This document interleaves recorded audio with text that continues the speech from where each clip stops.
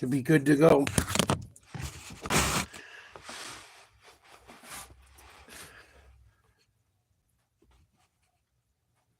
We got Steelers, Panthers, and then we got Patriots, Giants at 8 o'clock. We're only going to watch while they have some of the good players in.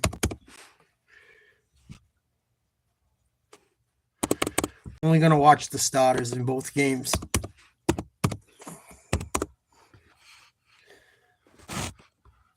I don't think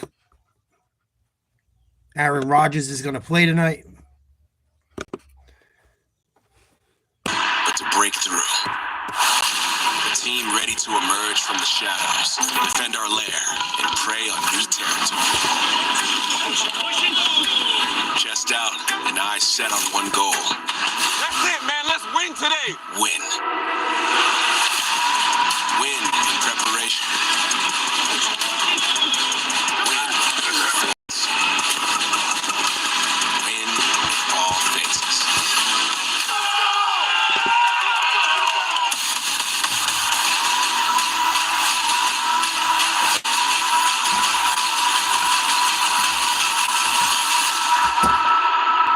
It takes heart to carve out a legacy, and we're hungry to leave our mark.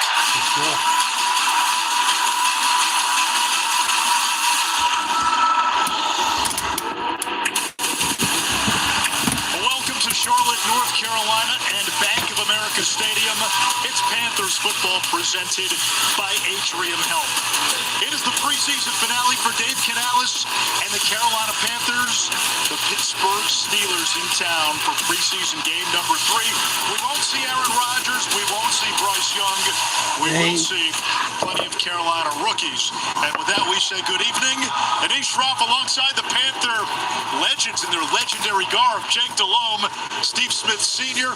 Jake, we walked into the booth today. You got misty-eyed about the last preseason game. I did. You know, for my first 6 years in the National Football League, this was my life. The preseason was my life, but the last preseason game, there are jobs on the line, and I believe Steve as a rookie was the same way. It means so much more. Everybody's ready for the regular season, but for many players on this team, this is their Super Bowl. That is exactly right. But fortunately for a guy like me, later in my career, this game, this is where I put on my pom-poms. This is where I eat my sunflower seeds and also talk mess to the other guys.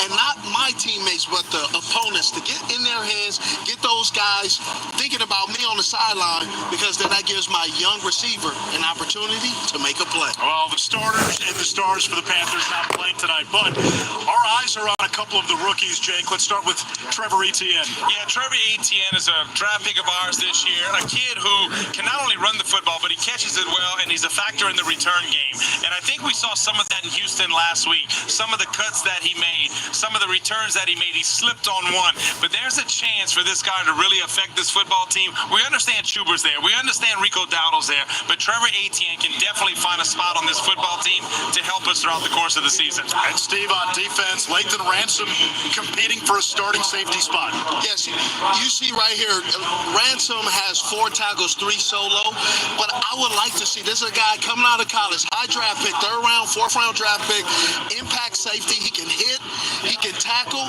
but I need to see some more off plays, and that's what we need. When we come back, we'll talk about one of the veterans looking to make the 53. Carla Metz will have that reported.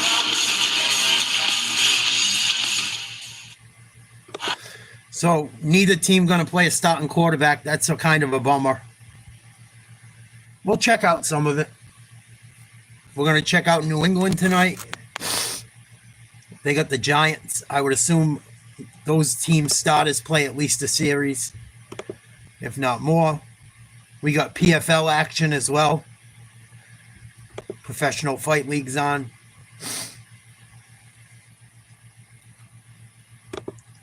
So we got some options tonight. I like the PFL. I've been watching it a little bit more lately. Neither of these guys have ever been knocked out in their professional. They got some lightweight, middleweight, light heavyweight, and heavyweight tournament ending tonight.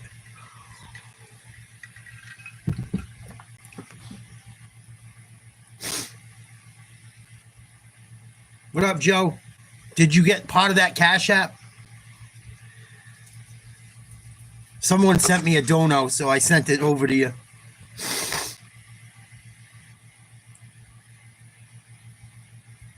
Good, cool.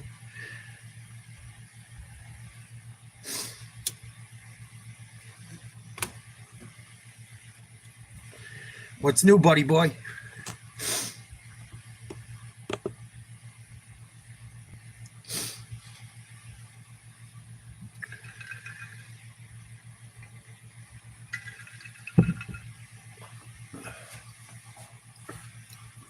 So New England against the Giants is at 8 o'clock.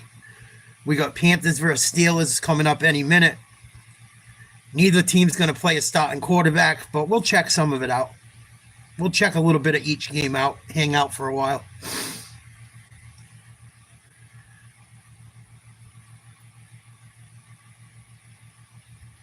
Oh, fun.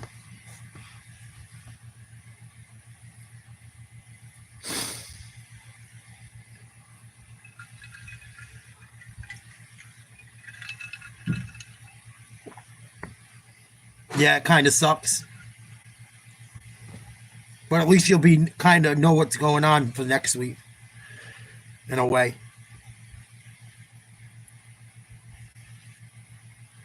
So Aaron Rodgers, I guess, isn't going to take a single snap in the preseason.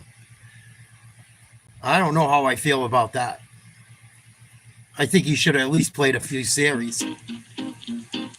I can order contacts in 5 minutes and get them the next day. Ma'am. Wow!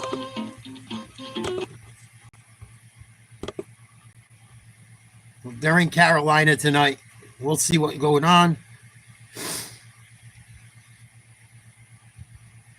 Panthers will kick off to the Steelers. We're going to check out a couple series of this game, and then we'll go over to New England and New York. Knowing you want somebody to get fined. The Steelers won the toss, elected to receive. The rookie Caleb Johnson out of Iowa, back deep, along with Roman Wilson. Ryan Fitzgerald will kick it off for Carolina. And he puts that one in the landing zone. Johnson on a bounce. Tripped up across the 25. Flag down as he's taken down at the 30-yard line. Jacoby Wyndham on the tackle, and this is where some guys are going to win spots tonight.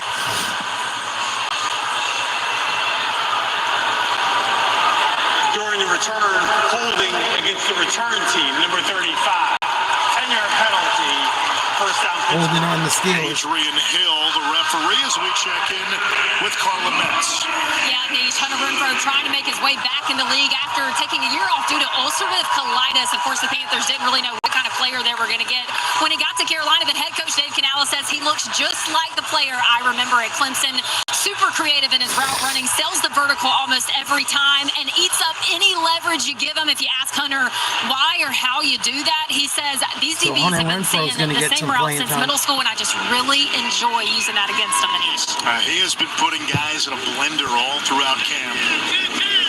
He'll get the start on offense when the Panthers have the ball. Mason Rudolph, the quarterback for Pittsburgh, hands it off to Clinton, Decent North Carolina run. native Jalen Warren. Another flag. Another flag on the play. Tackle made by corner Shamar Bartholomew.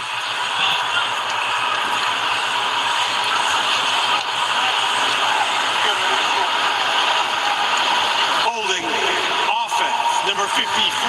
Sloppy from the Steelers right away. Remains first down. That's the center, Zach Frazier. Atrium Health bring Two you flags the in a starting row. lineups. Shy Tuttle, Jaden Cromedy, Jared Harrison Hunt, all fighting for a roster spot on that defensive line. Princely Umanmielen, the rookie, getting to start at edge along with Thomas Incoom, who's had a strong preseason. Richardson and Ransom along with Nick Scott. That's a position battle to see who lines up opposite Trayvon Merrick week 1. Out of the shotgun. 3 wide. Rudolph Off the edge, picked up by the running back Warren. scrambled. Escaping. In trouble. Gonna get run out of bounds for a gain of 2. Bounds after a gain gain of Maybe about 3. 2, second and long. One thing I have to say is that Thomas Incoom, in talking with EJ, Coach Evero, our defensive coordinator yesterday, he mentioned about his athletic traits, and he made plays constantly in camp. And that's what he did. He ran right through the running back, was able to force Mason Rudolph out to his left and to be able to get rid of the football. And he showed up on special teams, and that's where some of these final roster spots are going to come from. You've got to be able to play special teams if you're a backup. 2nd and 17. Motion man, Scotty Miller. He's got some time with the Bucs. Check that underneath. It's the running back. Nice run. Oh, he coughed it up. Wilson able to cover it up at the 25. It sets up a 3rd down for Pittsburgh. I worry about Pittsburgh's running backs. I've been saying it. This year. Forced fumbles, getting I'm not more in love with takeaways their from running the backs. defense. Yeah, so you want to see from this defense that they can create havoc plays, and that throws off the timing and disrupt the defense, the offense. That was a bad And that's fumble. what this Lucky they team is recovered. lacking. So this is great opportunity for these young And that was guys, even though Warren. they are starters, that they Supposed to can be have one of the their top opportunity guys. to show they can impact and cause some havoc. Looked like Chris Barnes got in there to knock that ball away. 3rd down, 4 to go from the 25. Rudolph over the middle, incomplete, a lot of contact, and they're going to get That was a horrible throw, but they're going to throw a flag on it. Pat Fryer move. Pass Steelers interference. playing some of their starters here on offense, especially up front on the line. Pass interference, defense, number 22. What a shame, because they should be punting. On a foul, automatic first down.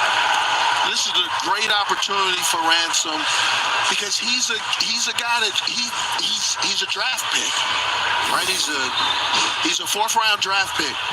But Freiermuth is a heck of a football player.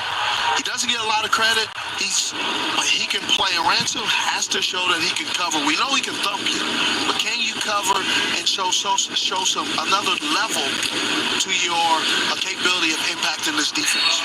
Kenneth Gainwell is taken down on a 1st down run. J.J. Weaver making the tackle. Ex-Eagle with the Steelers now. Here comes Latham.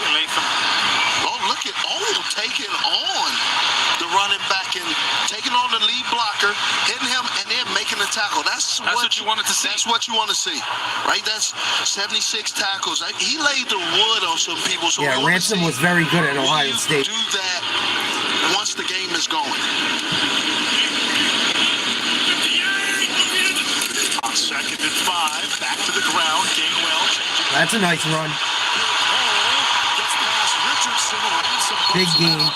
There is another flag. Nice Back cutback. at the 46-yard line.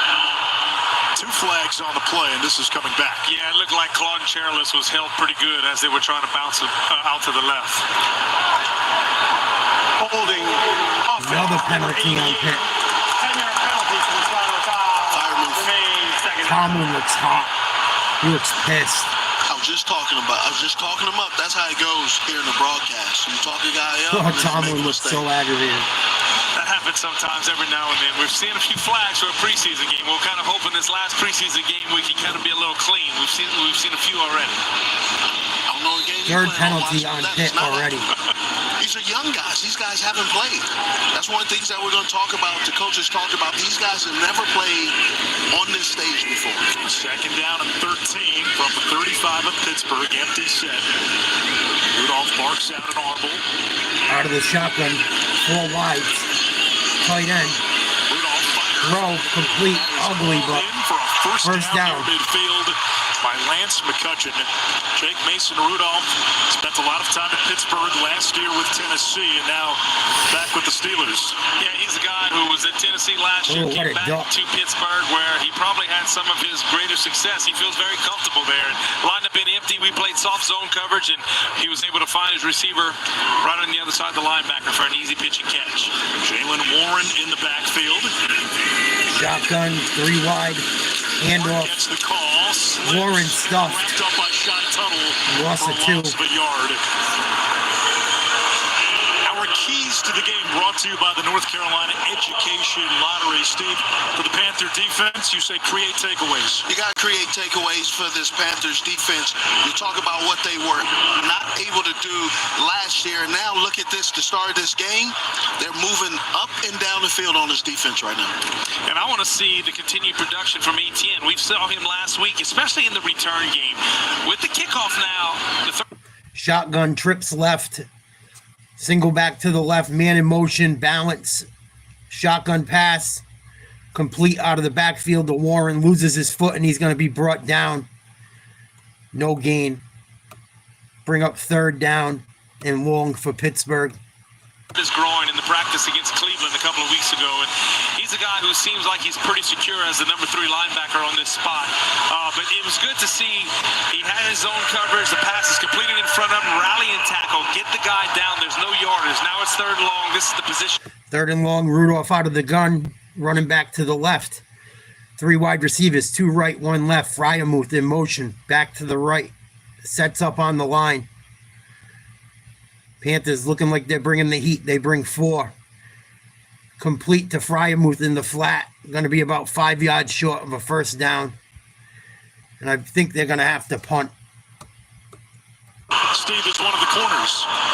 That's an excellent tackle. Look, he's hanging on, keeping your eyes on your luggage. He goes and makes the tackle.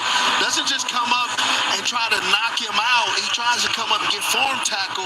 You're doing good, Pam. How are you? Hang on and wait for your buddies to come in. But this is Sherless. Bartholomew is one of these guys that people are really wanting to see. Can he play football and not just have splash plays, but can he have consistent plays? High snap on the punt. Waitman kicks it away. ETN. Oh, he might have a room. Nope. Takes it across the 20-yard line. Trevor Etienne, 4th-round pick out of Pittsburgh couldn't get out of their own way with those penalties on the first drive. Good job by Carolina's D. Carolina will have the ball after the commercial break. Yeah, I'm doing all right. I'm hanging in there. The weight's coming off. I did my walk earlier. I didn't want to make a video today. I try to make a couple a week. There's only so many updates you can really do. And I had to rush around to get some stuff done. It was kind of cold up here today, believe it or not. It feels like fall is coming quickly. It could just be this hurricane coming through, I hope. But even when I've been taking my walks, doing my cardio, I've seen a lot of caterpillars. That's usually a pretty good sign fall's on its way. I remember older people telling me growing up, fishermen and hunters and shit. When you see caterpillars, you know it's coming.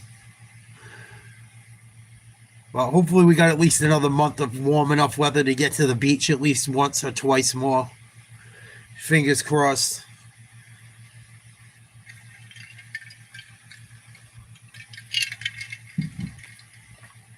Yeah, they're everywhere, Frank. They're probably even worse up your way. Because it's going to be cooler up there already. And it's just more rural. But I've seen them everywhere. A lot of them.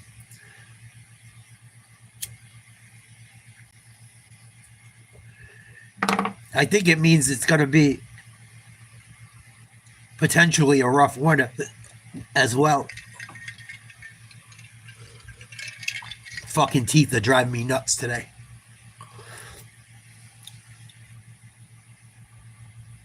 No, we're good, Mark. It's a couple of 100 miles offshore, but we're going to get wind and rain and shit. I think we might already got our rain. We got a little bit of wind. They closed the beaches down. Just so idiots don't do something stupid.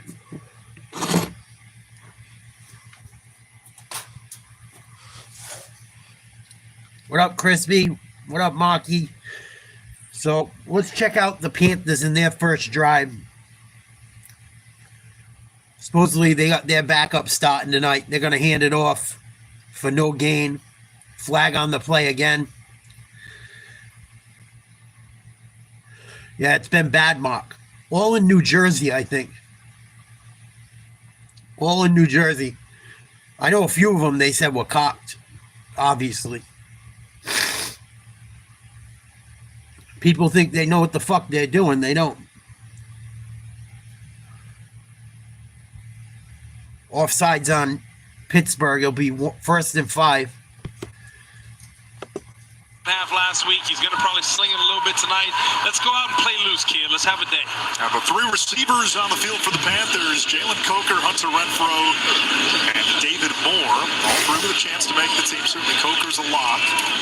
This is ETN scavenging. Oh, shit. Nice. He might be out. Across midfield. 20-yard run, ETN. Jagged path into Pittsburgh territory. Rookie with a little shake and sizzle. That's awesome. And you see Hunter Renfro comes in and throws a block, but understands if he hits the guy, Nice break. that it could be a penalty. So he gets in the way. Smart, savvy. Pittsburgh with a lot of penalties here early. Nice run by ETN for about 20. Good way to get the offense rolling. Blocking the back penalty, getting away. Nice cut by ETN. A 28-yard run by ETN. Play action. Play action. Check down Raheem Blackshear. Gain him about 7. And a good-looking opening drive for the Panthers. Starting lineups for Carolina brought to you by Atrium Health. Regular starting lineup, along with the other starters with the night off. Josh Nijman and Christensen, the bookends. Garrett Kingston getting the start at center. Coker, Renfro, and more we mentioned. James Mitchell's a name to watch. James Mitchell is a name to watch. Dan Morgan brought him up before the first preseason game, and with Tommy Trimble being injured, he's going to have more opportunities to try to make this team. Second down and 3 from the Pittsburgh 30. Single back. Quarterback under center. 2 wideouts, 2 tight ends. Run up the middle. Enough for the first down. It'll be 1st and 10. Little over 7 minutes to go. No score. Week 3 of the preseason. Carolina versus Pittsburgh. Pittsburgh got a little bit of a drive going. Had a lot of penalties. Got to about midfield and had to punt. And this is Carolina's first drive of the game. ETN run, you see in Blackshear run, we get screens. It's a nice opening drive. And it's against the starters for the Pittsburgh Steelers. So that's a really good Carolina in the gun. Hey, this young man can. 2 wideouts, 2 tight ends again. Underneath route, Moore slips a tackle. Flag Complete. down. Almost the first down. Shy of the line to gain. Peyton Wilson, former linebacker at NC State, making the tackle. Holding offense. Number 60. A lot of penalties. 10-yard penalty remains first down. That's Kingston, a 6th-round pick of the 49ers last year. Ended up with the Panthers. Played in 7 games a year ago. Those are... Let's check in with Carla. Yeah, you were talking about Mitchell Evans Hi, kind of taking Carla. that place for Tommy Tribble tonight. Well, Tommy Carla's Tribble cute. activated today from the physically unable to perform list. So good news possibly for him for week 1. We know fans are excited to hear that. And honestly, Shotgun formation. 2 to the left. Twins.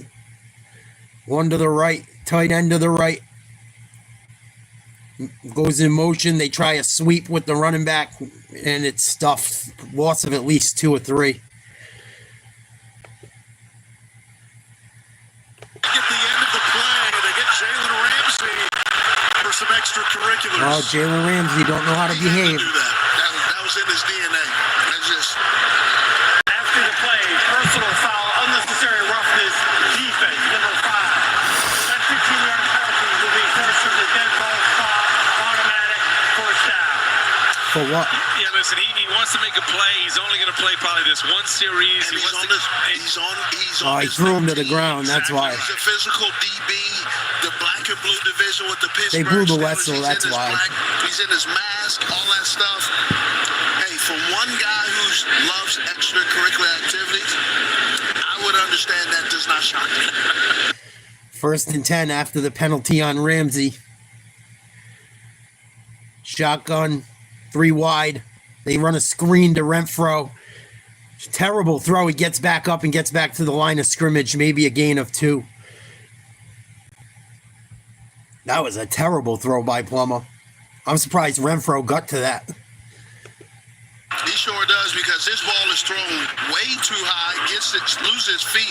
Great job of Hunter getting up the field, protecting the football, understanding that this is a swarming defense. It makes a heck of a play. Yeah, you'd like to see Plummer stick it on him. He read the blitz. Renfro must be feeling better making that catch. 3 wide out, single tight end. Shotgun running back to the left. Play action fake. Plummer looking, scrambling left. Throws. Caught. Be about 5 yards shy. Bring up about 3rd and 5. Believe that one went to Renfro as well. Making Jalen Ramsey work. Wanting to make a play. We had really good pocket protection. Really didn't have anything. Kind of drifted out to his left. And a nice job by Renfro. I know it was only a gain of about 5, but it puts you in a 3rd and manageable. And it was against Jalen Ramsey. Get something. So now we're in 3rd and 5. We're in field goal range. Let's try to get a first down. And you give your guy an opportunity to make yourself available because you see he's scrambling, trying to look for help, and you now become that outlet. Shotgun, 4 wide, 3 to the right. Just as the play clock expires, Plummer. Check down. Horrible throw. And it's 4th down, and this is a big spot, Jake. Kicking competition. Horrible throw. Gets the first field goal try of the evening for the They weren't going to Panthers. make the first down on that play anyway. I don't know why he threw it there. We'll see how it shakes out, but you know, you can practice all you want. You have everything you need in practice, but it's going to come down to, can you make it in the game? Can you make it under these situations? But that pass was tipped. It hit a forearm, so it's not necessarily an inaccurate throw. It was deflected or hit, thrown off his course. Y.A. Black, the 340-pound nose tackle, got his hand on it. Fitzgerald from 43 yards. Good. Puts it through. Nice kick. He hit from 52 last week. 3-0 Panthers. Aaron Rodgers didn't take a single snap of preseason. Oh, things are going to go either really good or really bad. He better be fucking ready, man. They're not in the easiest of divisions. And they're going to have to battle it out with 2 out of the 3 teams in their own division, plus the Bills. And whoever else might be okay this year. Aaron Rodgers better be fucking ready. Who's JB?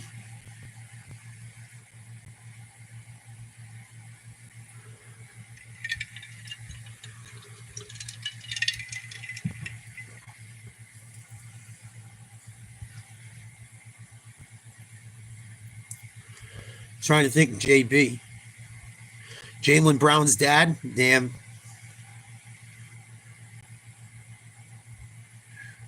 Wonder why.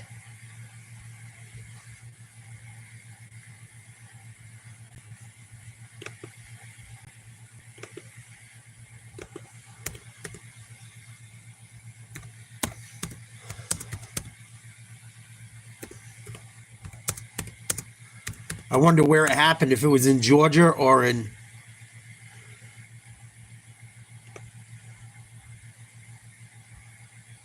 Boston. His father's huge. His father's 7 feet tall.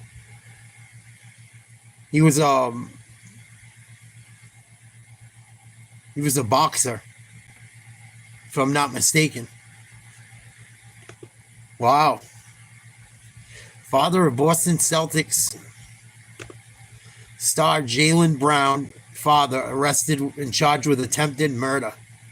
Yikes.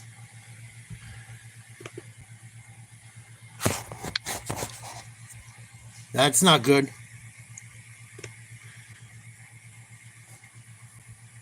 Happened in Vegas. They got into an altercation and Brown pulled out what looked to be a knife and stabbed the individual. That's what it says. Got him a couple times. Oh, I'm not going to read all the gory shit. Uh-oh. Vegas. I've never been to Vegas. I don't think I would go. At this point in my life, it's really not worth it. Wow, big hit on the return by the Panthers special teams. Wow. One of those inside linebackers, Right, Crispy? and Windman Read my mind. delivering the hit. He delivered a beautiful hit. Like Steve said, you saw the sideline react. And that's exactly what you want to see. That was He a is huge fighting hit. for a backup linebacker spot, special teams. That's how you do it. Look at the kicker. Look at, he's he's like, oh, God bless, I'm glad I don't have to make the tackle. You said it. I didn't say it, but you're probably exactly right. The thing I love about that hit, he hit him in the shoulder pad. Veteran Robert Woods, the motion man. 1st and 10, 3 wide receivers. Fryermuth on the line to the right, single back. Rudolph under center. Play action fake. Throw over the middle, complete. Gain of about 4. I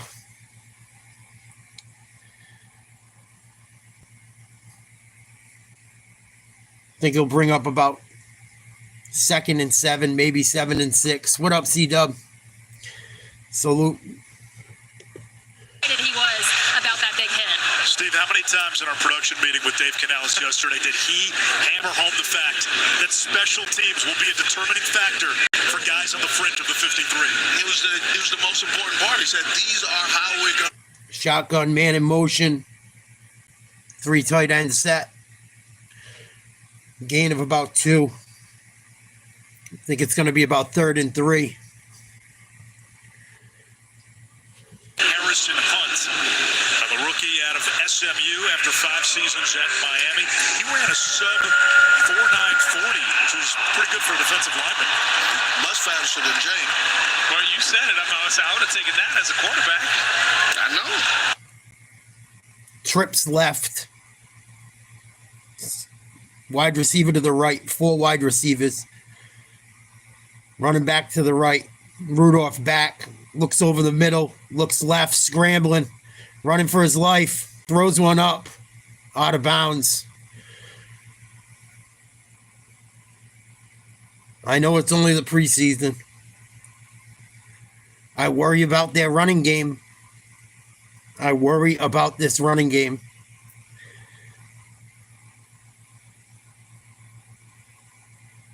Haven't done much on the ground.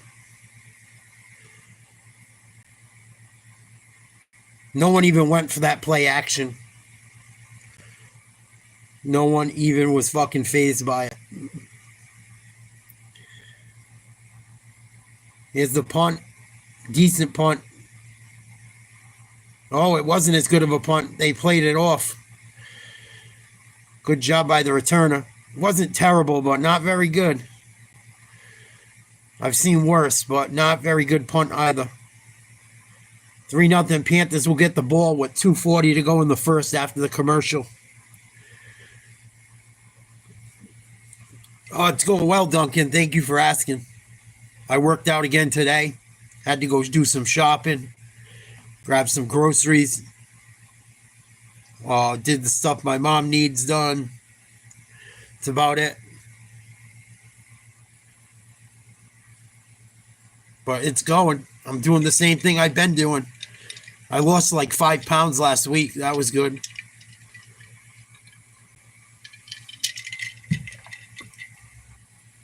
I'm down, like, I've almost lost 40 pounds, I want to say. It's close.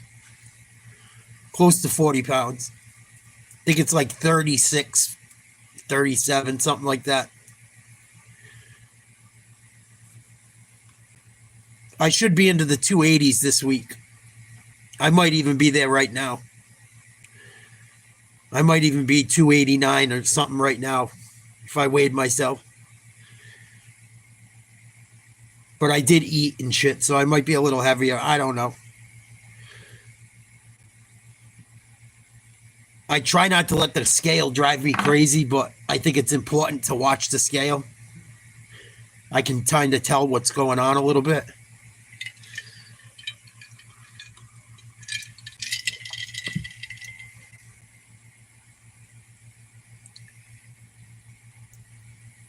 Thank you. Yep, got like 64 more pounds to go to get to our first goal. A little more than 64 because I started at 326. I really want to get to 220. So that would be 106 pounds, I guess, right? Yeah, my math has been horrible since I've been on this diet. That's one thing I noticed. I'm like not as sharp sometimes. And today's like a wicked low carb day for me. So I'm like a little fuzzy sometimes.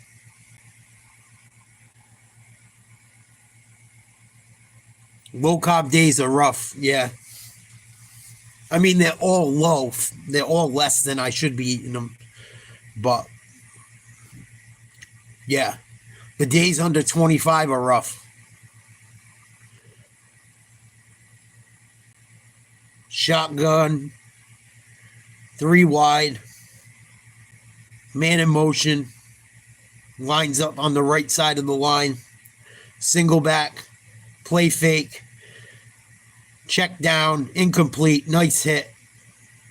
Wilson, number 41, big hit for the Steelers.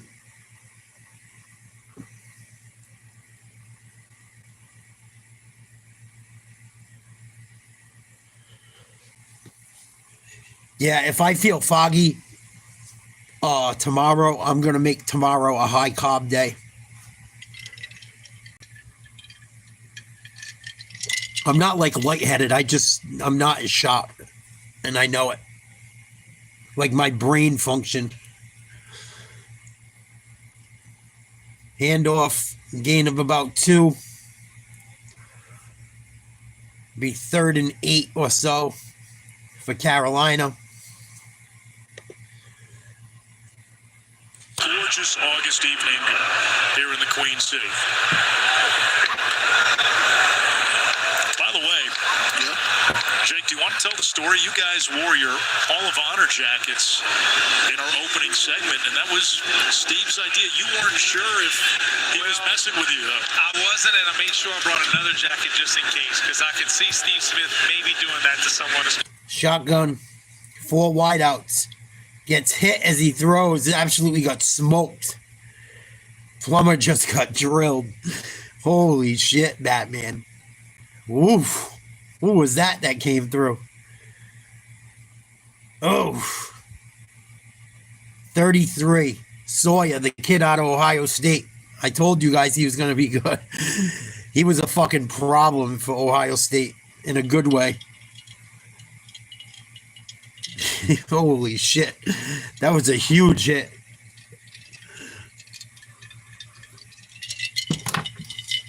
Carolina with the punt. Whoa, fumbled almost. Regathered. Gain of about 5 yards on the return. The kicker, Martin, getting in on the action. Yeah, he's a good ball player. He might be your best draft picker out of everyone. He had huge play after huge play throughout the whole season for them.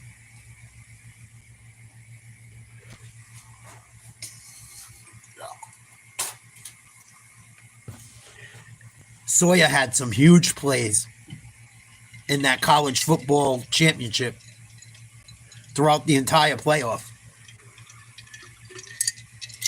He was a stud. I think he had a turnover to win the game in a couple games.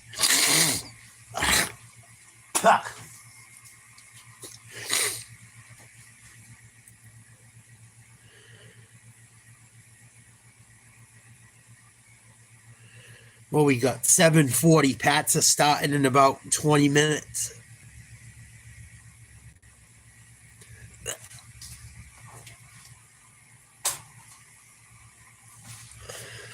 Wonder who's going to play for New England tonight.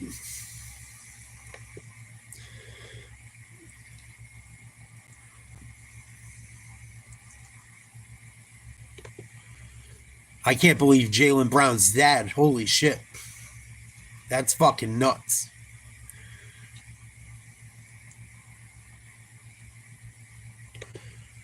That's why I don't really carry weapons too much. You get in a fucking gym.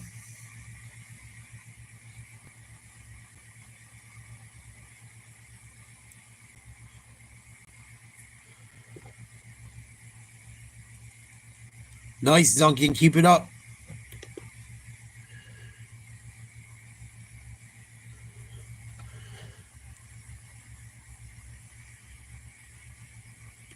That's awesome. Jalen Polk to have shoulder surgery. Excuse me. Kyle Williams, Javon Baker, Efton Chisholm, all questionable for the Pats tonight. Malik Neighbors, Victor Dumakuje, Bryce Ford Wheaton, Dexter Lawrence, and Anthony Johnson Jr. all out or questionable for the night. If you are on the pup, here's Rudolph on the run. Run, Rudolph. 2-yard gain to Fryermuth. Signed last October off of the Pittsburgh practice squad. That is correct. I believe he's from New Orleans, if I'm not mistaken, and I'm excited for him. He's going to get an opportunity to play some linebacker a little bit later in the game, but his special teams play, and who's going to make the roster tonight? This is what it's all about. Just getting excited and keep up this energy. Halfback toss. That's a good run. Iowa tripped up at the 30-yard line by Sam I think he's a Robertson. rookie, too. 31 and wide, Corey Thornton. He's been one of the standouts in camp. He's going to play some nickel tonight. Panthers looking for depth behind Shaw Smith-Wade. The Panthers are looking for depth in the secondary because they know they have a lot of young talent. We know what the starters can do, but you fill your roster with some of these guys, and Corey Thornton has really shown what can he do. He's playing nickel right now. Good. 3rd and 2. 3 wide receivers, tight end, running back to the left out of the shotgun. Handoff, run. Gain of about 5. I think it was Johnson again. I think he's a rookie. I think he's a rookie out of Iowa. He hasn't been around long. I know that. Back. Yeah, Latham Ransom he got washed down, unfortunately, and he was able to bounce it outside and get a first down. Well, we have come to the end of the first quarter. Carolina 3, Pittsburgh nothing. Yeah, he's a rookie. It'll be 1st and 10 Steelers when we come back here in Charlotte, North Carolina. Yeah, Pittsburgh looks all right. They look better with him running the ball than anyone else. Their first 2 drives, their running game was terrible. That's what worries me about Pittsburgh, is if they're going to be able to run the ball. And if that run game gets bogged down and all you got to worry about is fucking Fryermuth and Metcalf, could be trouble. But Caleb Johnson was good in college. I know for a fact. I remember reading about him.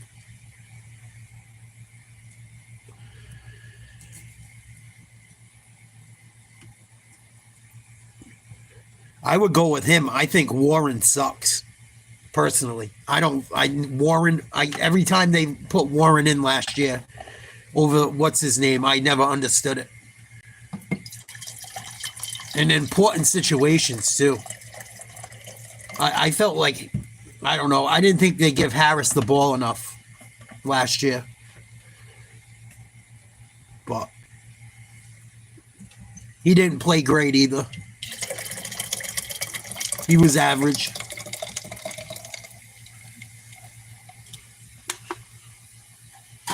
But I still would have played him over Warren.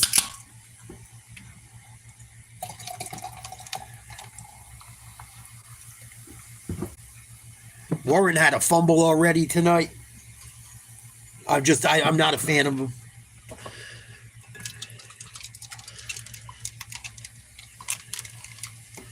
I would go with that kid. He should. Because Warren's not going to be the fucking answer. I'm telling you right now. Unless he just starts playing lights out. All of a sudden.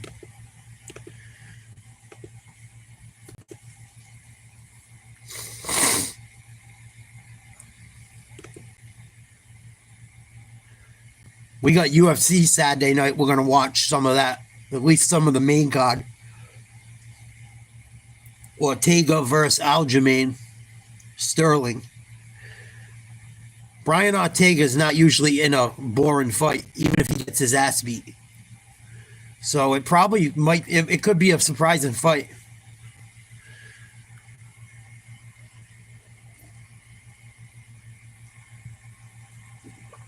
Yeah, and they haven't played JJ much either. I don't even know if he's played yet. I know he didn't play against New England. I think you got to take a couple snaps. Uh-oh, interception. I think it was an interception. Carolina with a pick. Mason Rudolph, what are you doing? Interception. The sideline. Ransom, the rookie out of Ohio State. He was a monster last year. Play action. Rudolph, good pocket. Horrible throw. 4 Panthers around him. They were in zone. And he couldn't read it. Caleb, they were in zone, buddy. That's why there were 4 guys around him. You ran a crossing route in zone. A long one. Duh. That's shit you'd learn in fucking Madden. I never played football besides my freshman year. But I've played enough Madden to know what the shit is. Seriously. Panthers going to try to run out of the shotgun. Breaks a tackle. Big follow-up hit. Good job by the Steelers D.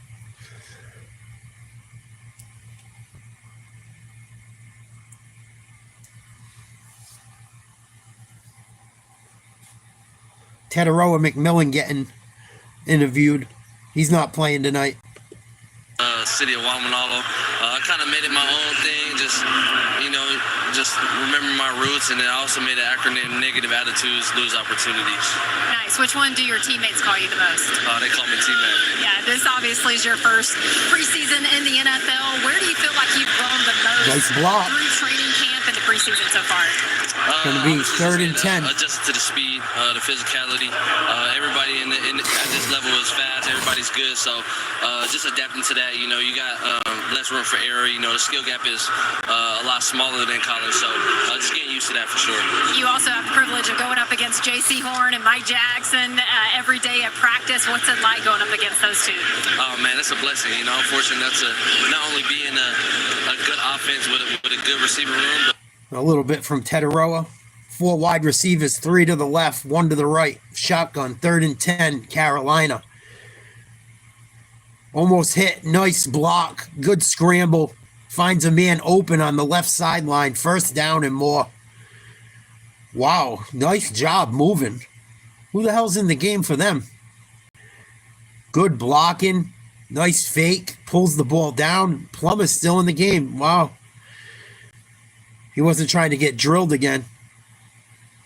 Nice job. Good job by the receiver coming back to the ball, getting open, finding the spot on the sideline. 1st and 10. Single back, big formation. Play action.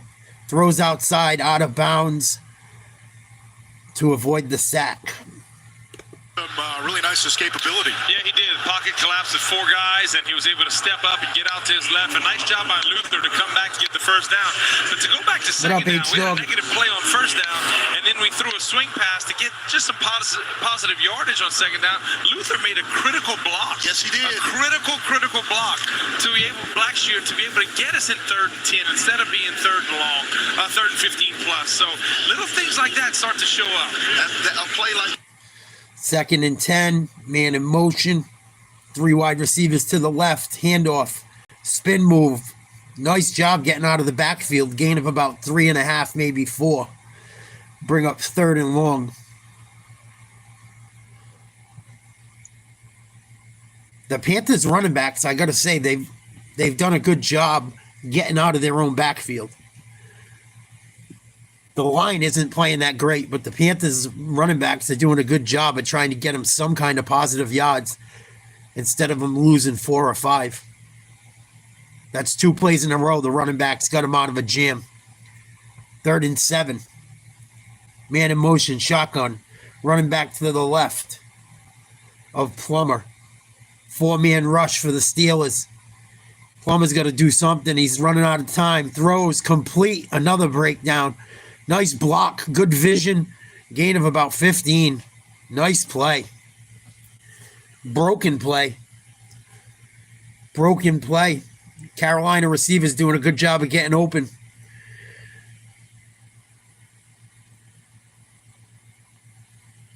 Nice. What you want to do is don't take a sack. You're in field goal range. That's the coaching point that comes in. Hey, we're in field goal range. Incomplete or incomplete. Panthers are putting up a decent little fight against a good unit. Job. Get a first down. Beautiful catch. Renfro again with another block. Yes. Oh, defense. They get a penalty. Too many guys on the field. Too many men on the field for Pittsburgh. That's like their 5th or 6th flag. Defense. 5-yard penalty. A lot of penalties. One thing I'd like to see Plummer do, change the snap count. Yes. I think Pittsburgh is starting to get a Teeing beat off. on his snap count because these linebackers are making some run-throughs and they're starting to hear because the crowd's not loud, right? You can get what this cadence is, and that's something that's going to be interesting in the second half with Bryce Perkins. But Coach Canales told us he used the same cadence with the Rams, so it won't be that much of a change. But I'd like to see him use it. From the 6-yard line, it's first down and 5 officially. Low snap. Plummer looking. Airmails it. Nobody open. Direction of Renfro. Second down. The thing that I'm watching right now, when we talked about Jack Plummer, sorry, I'm looking at Jake, so getting confused. Jack Plummer is, coaches always talk about how smart he is, how he does a great job of keeping everybody together. Now you're in the red zone and you're fighting for an opportunity to make this roster beyond practice squad. Now let's see, can you put it together and make good decisions? 2nd and 5 from about the 6. Man in motion. Handoff up the middle. Gain of 1. Carolina getting conservative here. Looks like the Steelers still have some decent players in the game too. I know it's not their starting, but they got some guys in there that can play right now. I'm kind of impressed by the Panthers. Football coach, similar age as myself. He was in the NFL, and he and I were both scratching and clawing. Yeah, I'll talk about that in a minute, Mark. Tyler Shuckett, Louisville last year, was a second-round pick of the Saints. Plummer backside pressure, able to hang on to the ball. Throws to the end. Intercepted. What a horrible throw. And Plummer, Stupid. he's hopping around at the 23-yard line. Nice job by the Steelers. Thrown it away. Instead, it's an interception by James. That was a horrible play. Forced, stupid. Wow. What a waste of a good drive. He made some good plays, scrambled well, and then just going to turn it over. What a duck. Holy shit. That thing wobbled more than the fucking song from fucking Juvenile. Wobbity, wobbity, wobbity, wobbity, wobbity, wobbity. Drop it like it's hot. Holy duck. Yeah, H-Dog, I already use it. Thank you. Ura put me onto that. I'm listening to it on the Panthers Network. A local Panthers network. Yeah, what's up with that, Mark? I was supposed to watch a video about it, and I got busy. And I never watched it. It looked like there were 2 faggy dudes doing shit with Vikings, cheering for him or something on the video I seen, and it pissed people off. It didn't, all it said was like Vikings, something mad about woke, yada yada, some shit, something like that. I didn't know exactly what happened. I was like, oh boy, what did they do? Something with the gay boys or trannies or something? Fucking Tampon Tim and his boys. Tampon Tim. Make sure everyone has a tampon. He probably hands them out for Halloween, piece of shit. Fucking scumbag. Guy is such a creep. You can tell he's creepy. I'm sorry. Like, you just look at a picture of him, you're like, he's fucking creepy. I don't know. That dude just gives me major creep vibes. I think he's a fucking creepy perv. Straight up.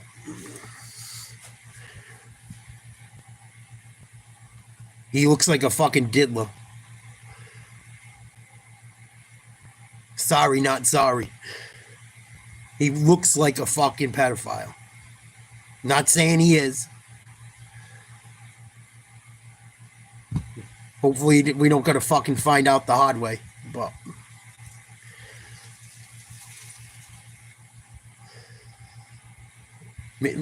give him a tampon, see if he can show you how to use it. I bet he could do that though. Fucking bozo. Ugh. Don't even get me going. But I didn't hear what happened. I had a fucking idea that's what it was. Some fucking rainbow flag shit. What is happening with Jack Plummer right now? Jack Plummer done fucked up and threw a pick unnecessarily. He could have threw that shit out of bounds and just took the 3. Fucking stupid. It was a bad play call. The play got blown up right away. He was running for his life. Should have just threw it out of fucking bounds. Why do people think... This is one thing I don't understand about quarterbacks. We're going to go to the Patriots game. It's starting in a minute. Why do people think when Tom Brady throws it away every time he's in a situation like that, why doesn't everyone else do it? Like, I don't know. I'm just saying. Like, if Tom Brady, every time he's jammed up like that, pretty much threw it away, you think maybe you should? I don't know what it goes off in people's minds that, as quarterbacks, that think they can do better than that. I only really do college football if it's a big game. Once college football playoffs start, I do every game pretty much. And until it becomes a blowout, then we just chill and shoot the shit. But I don't really do too many blowouts. If things turn into a blowout, I change the game or fucking we shoot the shit because I can't watch a blowout. It's not fun to me. Even if it's a team I like. To a degree, it's still fun, but we did every game last year, H-Dog. I don't know, Jet, but I wouldn't doubt it.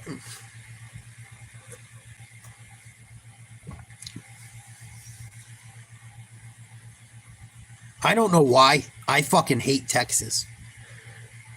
I really don't like Ohio State either, but I fucking really hate Texas lately. I don't know why. Like, they have a pretty good team every year. I don't know if it's because of Peyton's son or whatever, his nephew. I don't know if I'm just being a hater on Archie. I just don't like fucking Texas, dude. I haven't liked the Texas team, honestly, since Vince Young. I won a bunch of money when Vince Young was their quarterback, when they beat USC. Everyone thought I was crazy. I haven't liked Texas since then. Since he played for him. I'm really a Notre Dame and Georgia Bulldog guy. That's the teams I like. I hope so. I can't stand them. I don't like them. I'm a fucking Patriots fan. You think I'm going to like a Manning? It's probably not going to happen.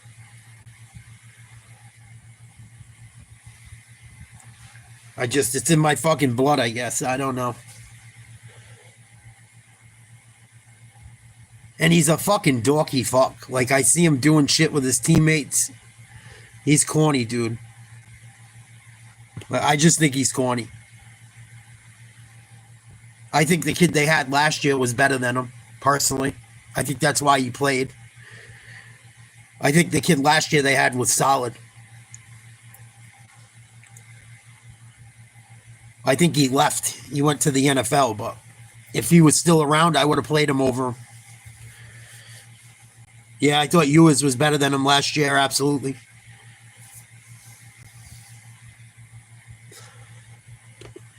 If not, they would have played fucking Manning. If Manning was better than him, he would have played. I really believe it.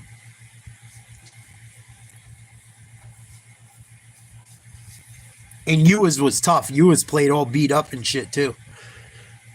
I don't think he was ever 100%. He had issues. That's why Manning was playing. But we'll see. Who knows? He might tell me to go fuck myself and turn into his uncle.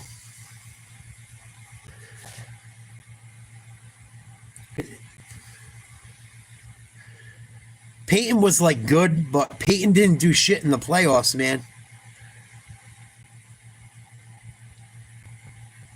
Partially because he always had to play the Patriots, but Peyton Manning had some epically bad games in Foxborough. And every fucking time, it didn't always snow, but it was like the snow would start and he'd throw a fucking pick. It was weird like that. I remember it. I watched all of them. I also remember when he beat us and came back from quite a bit down at halftime in Indy. That fucking hurt in the playoffs. I think we were up like fucking 28 to... We were up by at least 2 touchdowns at half. We ended up fucking losing. Belichick went for it on like 4th and short and got stopped. And fucking Manning just went down and did his thing.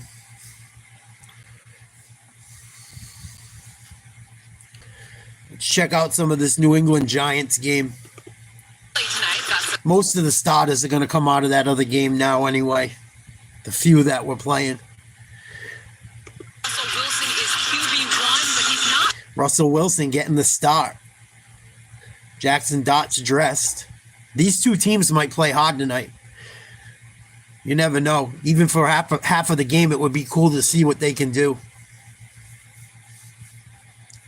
This is the most excited I've been for a New England team since Brady left. I knew the year we made it to the playoffs with fucking Mac Jones, I knew that was a load of shit. I knew we got lucky as fuck that year. Still had just enough guys around to do just enough to get in the fucking playoffs. None of that team is left, I don't think. Very few. So I'm excited for the fucking Pats this year. If they hit 10 wins, I'll be ecstatic. I'll be psyched. I just want to see them spend some money on some players. I'm getting a little frustrated. I know they spent some money. They did spend some. But there's no excuse. They should be going after the kid in fucking Dallas or the guy from Washington. Either McLaurin or fucking, what's his name down in Dallas. The Patriots should try to make a move for him. For what they're asking, they might as well. McLaurin's a little older. I can understand not being as crazy about that. But the dude in Dallas, if he's healthy, is a fucking stud. Everyone in the NFL fucking says he's one of the best players every single year. But I'm starting to wonder if the New England not spending money shit was ownership or Belichick. Because Belichick's gone and was still not really spending money. And Gerard Mayo last year said, we're going to start spending some money. And they didn't spend shit. So, I mean, they spent some, but they're not spending close to what they could. They didn't spend it nearly as what... I think they're fucking... They have so much cap room, I don't even want to look. I'll get pissed. I know they do. Jamal Charles. I remember I drafted him in a fantasy league where you kept the players every year and rolled over. I drafted him his rookie year. He used to light it up. Jamal Charles was one of my favorite fucking players. He won me so much shit in fantasy. So many games I won because of him. I remember one game he had 5 touchdowns. That's the clip they're playing right now. Jamal Charles. They ran him out of town, too. It was stupid. He was a beast. He was like Pacheco, but better. Probably faster, too. Jamal Charles. They had a lot of running backs that were good. Larry Johnson. Jamal Charles. Who's the other one there? Fucking. I'm going to have a brain fart. I remember when Marcus Allen went there. I think at the end of his career, he played with Montana there. Priest Holmes. Yup. Thank you, Jet. Another guy that is underrated as fuck.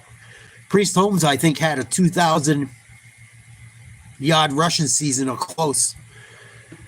He had a big fucking year, I remember. He did something.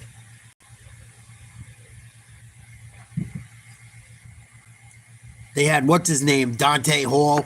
Could return kicks like a motherfucker. Wide receiver. He was more known as a kick returner, but Dwayne Bowe. Super underrated wide receiver.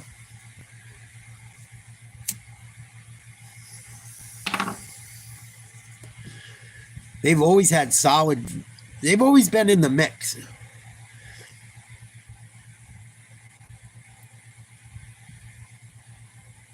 They always got a good defense, a solid, you know what I mean? I can't remember the Chiefs ever being too fucking bad most of my life. Like, they always were in the hunt for at least being in the playoffs or competitive. Here we go. Let's check out the Pats Giants. The preseason begins to wrap up tonight in the New Jersey Meadowlands as the New York Giants face the New England Patriots, and you'll get a heralded rookie quarterback Jackson Dart on Thursday Night Football on Prime. Al Michaels, Kurt Herbstreit, Kaylee Hartung back with you for our fourth season. And we begin tonight, Kurt, two regal franchises that have fallen upon hard times. Everybody knows the Patriots have won 6 Super Bowls in the century, but they haven't won a postseason game in 6 years. They are 8-26 over the last 2 years. So obviously they made a ton of changes in the offseason. Make a case, but then 8-26 in the last 2 years. I think you just got to say Mike Brady. You know, he played for this organization, obviously won. I don't think Brady lost 26 games in his career. He probably did. He played a long time. 8. That makes me sick. Patriots 8-26 the last 2 years. I bet Brady lost like fucking 26 games his whole fucking career. The National Football League last year, rock bottom, 3 wins, 14 losses, and of course, like the Patriots, they made a ton of changes. So make a case for them having a significantly better year. Well, I think the thing that stands out to me is they're clearly rebuilding offensively. The youth movement there, and they're trying to find an identity. While they're doing that, they can hang their hat on this defense. Not only do they go out and get Abdul Carter through free agency, this defense has a chance to be outstanding, especially maybe one of the best defensive lines in the NFL. So they're going to have to carry the day while the offense kind of finds their way. And carry the day for us, but we're going to see her a lot tonight. Kaylee Hartung on the field. Kaylee, what are you going to start with? I'm here for you guys. So since the day that Jackson Dart became a New York Giant, he has been told that Russell Wilson would be the starting quarterback. But after 2 successful preseason appearances, Giants fans are clamoring for more Dart. Well, here you go. Tonight, he will get to start an NFL game for the first time. Brian Dable. They said Jackson Dart is going to start now. First they said Russell Wilson. Now they're saying Dart's going to. Wow, he lost 84 games? Wow. I guess, though, he played, what, 20 years? He had to play at least 20. Probably more. No, probably 20. 20-ish.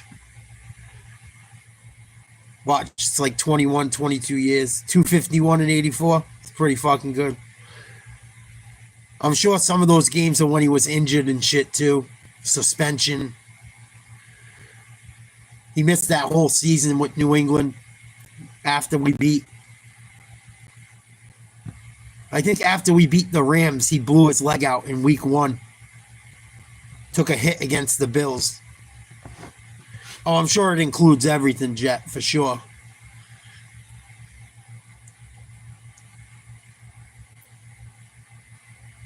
In 2 seasons, the Patriots have lost 26 games. In 20 years with Brady there, they only lost fucking, say, 80. Probably less than that, 70 something. Because he spent 2 years with the Bucs. Here we go, Jackson Dart under center to start. Pat's D on the field. Run up the middle. Gain of about 4. After a stellar career in Arizona State and a phenomenal game. Yeah, he took him out at the knee. Playoffs last year against Texas. Yeah, that Arizona State Sun Devils team last year. I know you talked about that. If they won that game as a former Sun Devil, you said that might have been one of the greatest wins in. Well, they might have went back to back. I can't remember. It came up a little bit short. But I remember when it happened. It was against the Bills. He can catch it. He can run it. He can also threw for a touchdown pass in that game. Great hands. You can see him already. Right out there. So they go 5 wide. Flag. Down on the second play. Holding. On the move, he throws. This is Olszewski. Then Olszewski inside the 30. Olszewski. It's got to be holding. But we'll see about the penalty flag at the inception of the play. I think they only had 3 guys in the backfield, but the defense also lines up offside. Wow, it was offsides on New England. Horrible. That was terrible. 3-yard gain. And this is what you want to see if you're a Giants fan from a young quarterback. Watch his eyes. Blinks right, comes back to the left, full progression read, even pointing, and then eventually. Wow, horrible. Open man. You know, he has the athletic ability. That was a horrible defensive But what you love to effort. see from a young guy is keeping his eyes up, focusing downfield just in case. They all dropped back. They played prevent, and they just went under, and no one was there. Scatterbo in the backfield. Play action. Rolling. Looking. Throwing. Passes incomplete. Trying to get it to Me too. Thomas Fedon. Now, of course, if you follow football, you know that the Giants have 4 quarterbacks. Russell Wilson will start on opening day. You got VA, you start dieting yet? You start working out yet?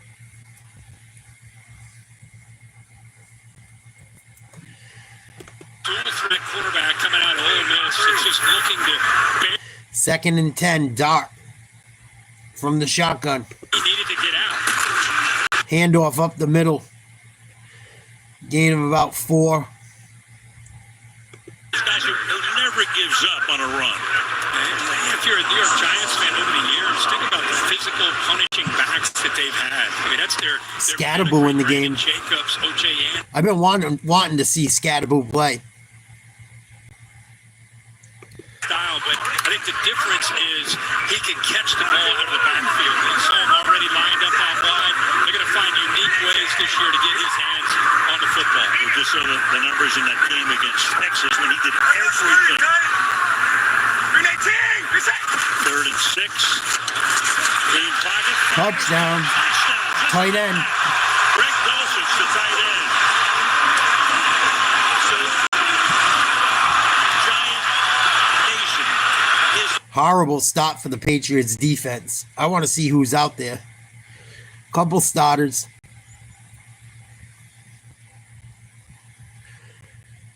That was sad. Malik Neighbors ain't even in the fucking game. Football. Look at these. Dexter Lawrence is out there. Dulcich at the tight end, but at UCLA and now even in the NFL, he's really a big one. Yeah, the offense started out with all the penalties. Now it's their defense, Jet. Again, with the rookie quarterback, Jackson Dart. Jude Nicotane with the extra point. Jackson Dart. That was either a horrible play call or a complete coverage breakdown on that big gain. That was terrible.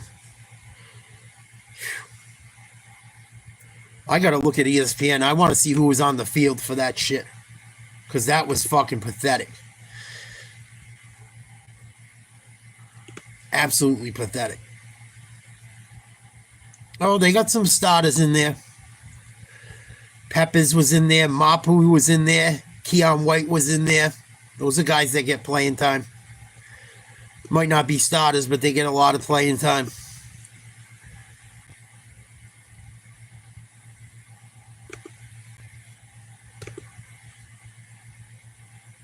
Cam Scatterboo, 2 carries, 8 yards. Jackson Dot, 2 for 3, 57 and a touchdown. Olszewski, 1 reception, 50 yards. I think he played for the Patriots for a while. If that's Gunnar Olszewski. I'm pretty sure it is. It's got to be.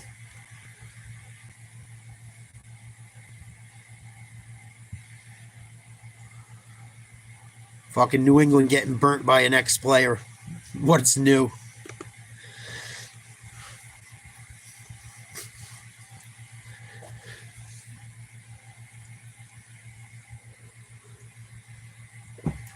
I'm excited too. I think this year we're going to cover more hockey.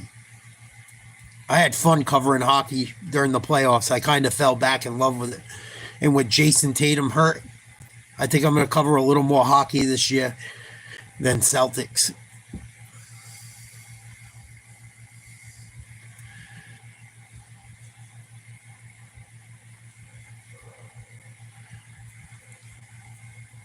We'll still cover the NBA a bit, but I think I'm going to start doing a little more hockey shit. Hockey was fun last year. When we started like watching it on the channel, I thought it was. We got to watch the dude from the Capitals fucking break the record and shit. That was fun. Playoffs were really good. See what New England's going to do on offense here tonight. See who's playing. And 2 bad years in a row. Brian Dable, a lot of question marks surrounding him and Joe Shane, the GM, at the end of last season. A lot of people thought that's the end of that. They're going to blow it up again. But John Mara said, nope, brings them back. We'll see what happens. To the goal line goes the kick. Javon Baker to run it back. Oh, wow. Baker wasn't going to play. Tonight's game, we're going to see almost said Baker's going to get cut. Very few second unit guys. We're going deep into the Patriots are playing nobody tonight. It looks like. Said no first unit guys, very few second unit guys for this year's starting team, at least offensively. That sucks. Yeah, I'm not looking forward to winter. I love summer this summer. This was one of the best summers I've had in a long time. I enjoyed it. I can't wait for next summer. God, please let me enjoy next summer. Please, Lord. Let me get in shape and enjoy my fucking life again. I've been enjoying it lately. started at Fresno State. He was fucking going off earlier. When it was the offense, before you came into the chat, Jack, he was losing it. From the very beginning of the game. They started the game, like the first 6 plays they ran, they had 4 flags on offense and on the kick return. He was fucking losing it. Losing it. Yeah, the Pats are playing all bums right now. I haven't even seen this kid play yet. That's in there for him, Woolbridge or whatever the fuck. Drake May's not even dressed. They're going to get healthy before the season. Kind of a smart idea to do it.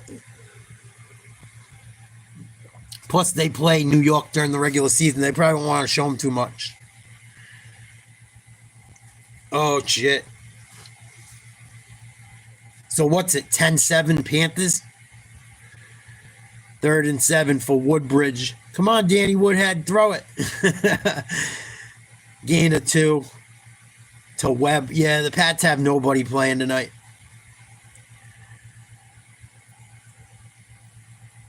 Nobody playing tonight. I'm looking at them defensively. No wonder why they blew that coverage. There was a couple guys in there that will be on the team and get time and shit, but there's no one playing for fucking New England tonight. That kind of sucks. I was hoping to see him compete a little bit tonight. Just for a fucking, even if it's a series or 2. It sucks. That's why I We used to go to preseason games with my friend's uncle. His uncle had season tickets for 1,000,000 years. And when Bledsoe was the quarterback, early in his career, like since he was a rookie, and fucking, you'd always get to see him play at least a quarter. Now they don't do shit. One drive, see you later. Take them out. These guys get it so easy nowadays. The practices, they don't beat the shit out of them like they used to. So the Patriots punt. Jackson Dot back in there. We'll check out Jackson Dot. Fuck it. See what he can do against the scrubs. I heard Jackson Dot played his ass off in the last game. 1 year, had a pretty good first year there, changed coaches, and then off to the former coach Lane Kiffin at Mississippi. 2nd and 5, they go no huddle here. He throws to the outside, and seeking that first down, coming close to it, is Fedoni. Officials are checking. Yeah, I know the Patriots pretty well. I don't notice a single name on anyone's jersey in this game, really. Peppers might still be in there. There's a couple guys getting a few minutes, but sprinkled in a short time here with get him. Gabriel's offense. Slides in the pocket, through. Wow. And the pass is incomplete. Jackson Dot just got popped. Should have been picked off. Good throw. Horrible coverage. Not the worst coverage. He was there with him, but I thought he should have picked that. Shit. Down pass against Buffalo, where he got pressured, took the hit, made the throw. This time again, kind of stares down the barrel, knows he's going to get hit. He took a shot. As soon as he releases the ball, but still has enough on it. Almost came up with a completion. 2nd and 10. Scatterboo. Nothing. 3rd down, 37. Well, we're not seeing the starting offensive line, but if you look at Andrew Thomas, who had the Liz Frank injury, the 6th game against Cincinnati last year. 3rd and 6 for Dot. Scatterboo to the left out of shotgun. Jackson Dot looks all right, though. A lot better than they've been the last couple of years. 3rd and 6. Ooh, that's a nice ball. Down the sideline. That's a flag. Should have been a flag. Should have been a flag. Which was good. Ball looked like it was catchable, but it's 4th down. Hyatt's had a problem throughout his early part of his career. He's a draft pick that they really had high expectations. And see, Brian, Looked like pass interference on the Patriots. Pass interference. He's able to get a step or two. Oh, he pushed off, though. That's why he didn't get it. Real strength of his. The receiver pushed off. They let him play. His ball skills. We just not. That's why. See that translate into the NFL. That ball right off of his shoulder pads. Miles battle with the coverage. I think here they're going to let it bounce. And takes a nice little dive. That was a good ball by Dot, though. That was a pretty pass. He's a little gunslinger, I heard. I heard the kid's tough. I heard he's got a pretty good arm for not a very... He doesn't look tall. I don't know his actual height, but he looks small. But he had no problem making deep throws. Even when he got hit, he almost completed a deep pass. Giants might have something to look forward to. That was pretty well done. How tall is that little fucker? Wow, he's 6'2". There's no way he's 6'2". He looks fucking short. But who knows? Them linemen are probably 6'5", 6'6", 6'4". Wow, I thought he was shorter.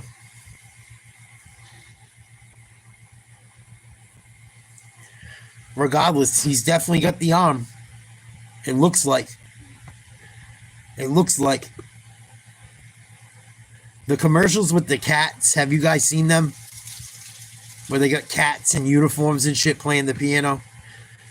I laugh my ass off watching them. Have you seen him yet, Jet, or anyone else?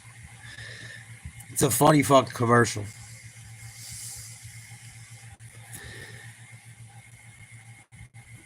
I find it funny.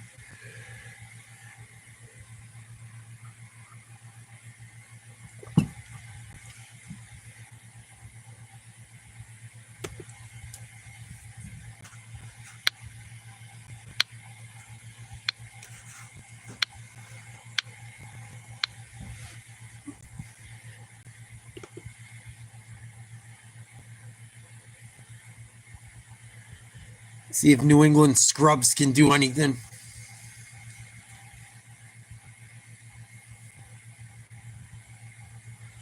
The Yankees are playing the Red Sox tonight. I wonder if I should even bother fucking looking.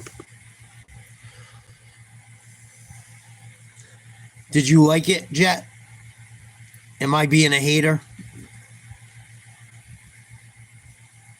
I gave it 5 out of 10. I haven't watched it twice.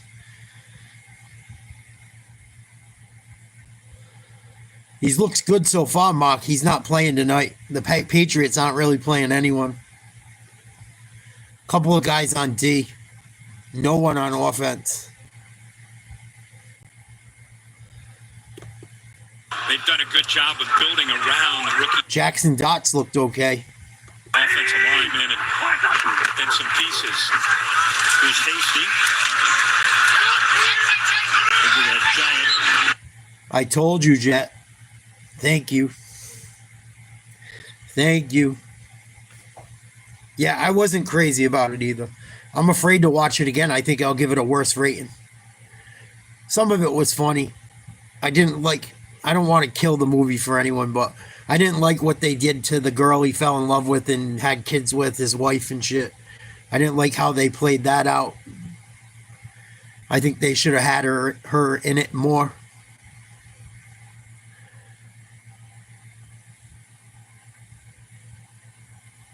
I think he's playing center.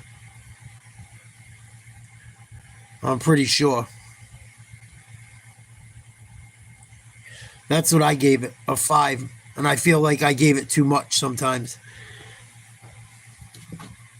Some of the appearances were funny. The Eminem shit, I didn't even think was that funny.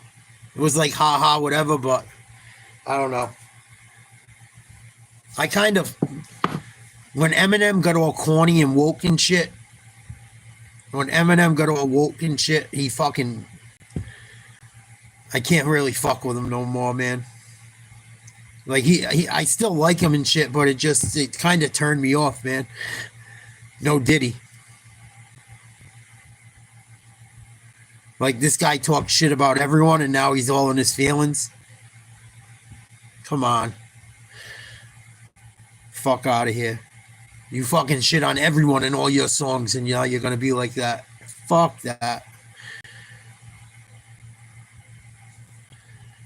Yeah, they say the lines, they were a little worried after the last game, but it's going to be better than last year. It should be.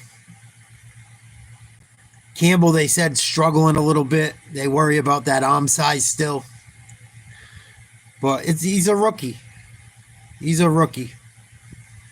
Yeah, the Patriots put nobody in on this game tonight. I've never seen any of these guys play whatsoever. Even in the preseason games, I have never seen any of these guys play, really.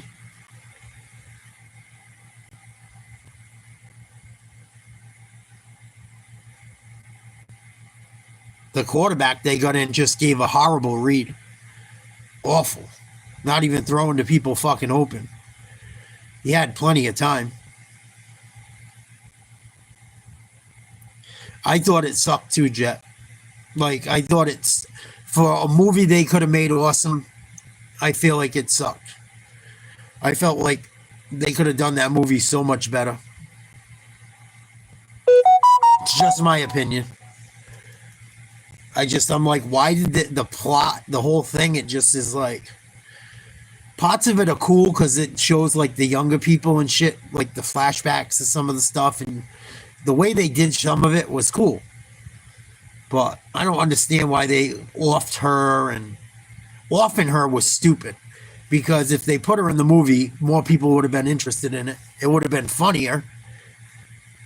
They could, like, I don't know. I don't know why they did it. Probably to save money. They probably didn't want to pay her, or she didn't want to do it.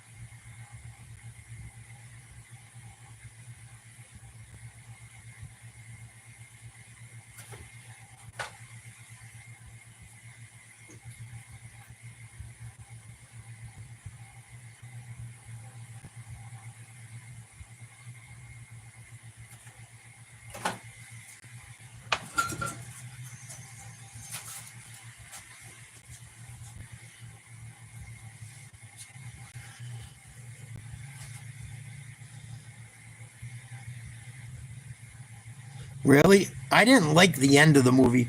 I didn't like how they set up the golf tournament all weird and shit. I mean, it was all right. It was all right, but I could think they could have made it.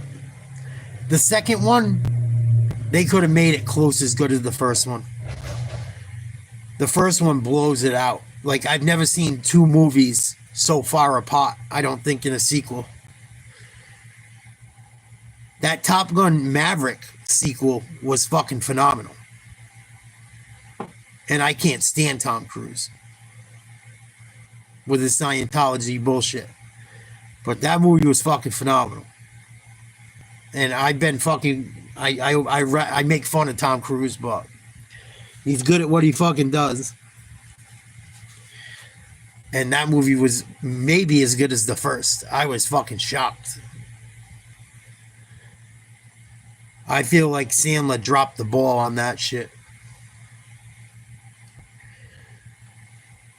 Tom Cruise is a fucking Scientology idiot. But he's still Maverick.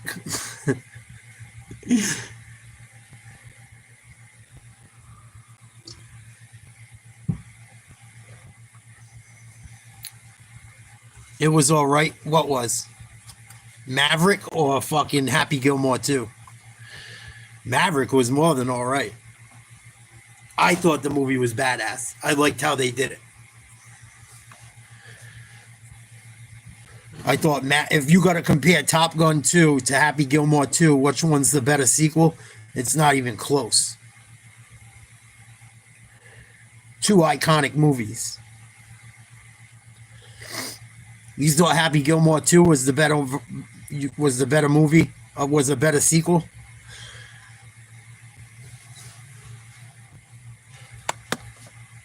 Talk to me, Goose, always. But see, they did it smart with that movie. They put Goose's son in it and shit. Which made it fucking amazing. Which made everyone and their mother cry at the end. Like 3 different times because you don't know what the fuck happened. I don't want to ruin it for people. You might not want him, Varsity. No, you should watch it at least once. The first one was so good. I mean, it's tough to make a sequel like that, I guess, but I think they could have done better. But who the fuck am I? I just expected more out of it.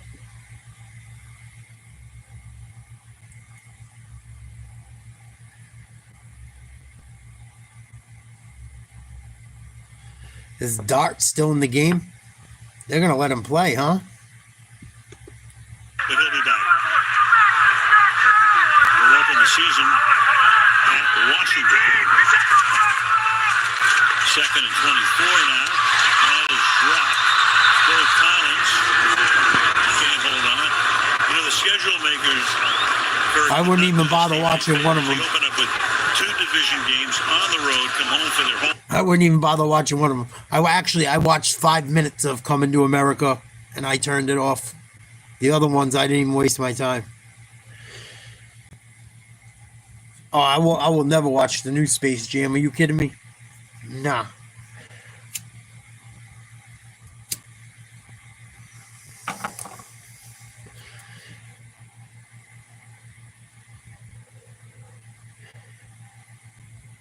Dart, another completion. They're going to have to punt.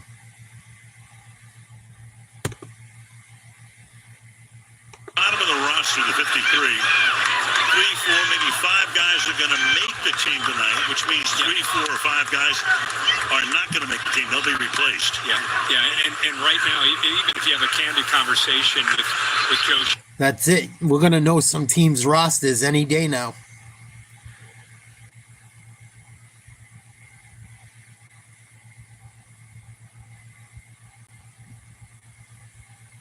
Was it that bad, Jet? I shut it off 5 minutes into it. I'm like, fuck no. No. Fuck motherfucking no. Damn, nice return by New England. Who the fuck's that? That was jiggy. Webb? Yeah, I watched 5 minutes of that bullshit. PFL championships on tonight. I've been watching a little bit of that shit lately. It's been kind of cool. I'm going to check some of it out right now. It's like UFC. It's just a different league. They got a world tournament for the middleweight, light heavyweight, and heavyweight championship tonight.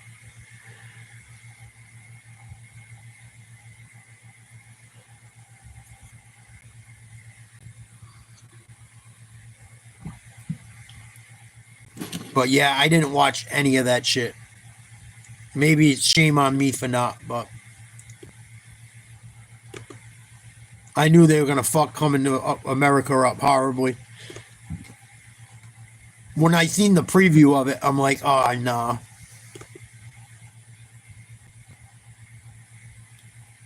You know what it is, too? Sometimes I think, like, the new cameras are too good. Like, it looks too fucking good. And you're used to seeing the old movie. I think that fucks things up, too. But a lot of them are just terrible.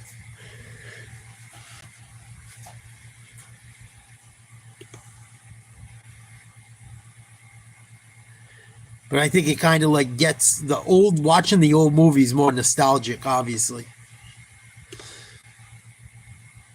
But there's still like, even the writing and the storyline and the plot, if you know how to, even if you know about that shit, they're not very good, in my opinion. Damn, that was nasty.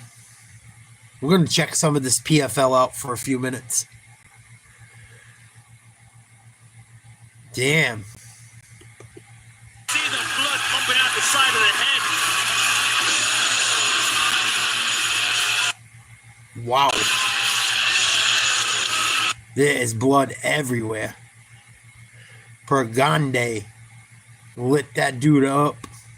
Blood all over his elbow. Smashed him. Yeah, front bleeding right there. I can see it. It looked like the knee caught him right above the eye, right on the temple. And look at this squeeze. You can see the pumping out. Wow, the blood's pumping out while he's got him in a choke. Beautiful work by Pagande. Excellent recognition. Wow. Of the young man. He had the arms squeezing tight, but he knew he needed to gather a leg. If you guys go to streameast.gd, you can check out what I'm watching right now. It's the PFL World Championship. It's on ESPN Plus too, if you have that. Just checking something different out. All the good players are pretty much out of the game for both teams. Both games. Excuse me.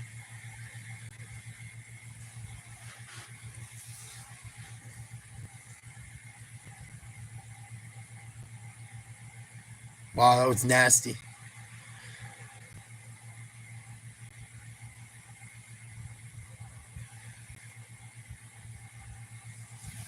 Yeah, just like it's so clear. It's like, I don't know.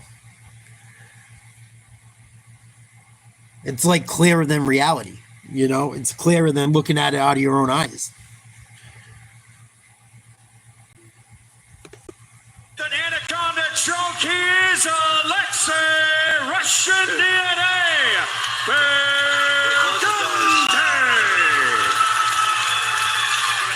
Alexei Pergande. Now Alexei Pergande continues his rise up the ranks. Damn, who are they? They are hot. For the point, but how do you keep a guy like that out of the tournament in 2026? That's crazy, Jet. And you know what's nuts? They're not even going to have UFC anymore. UFC's going to fucking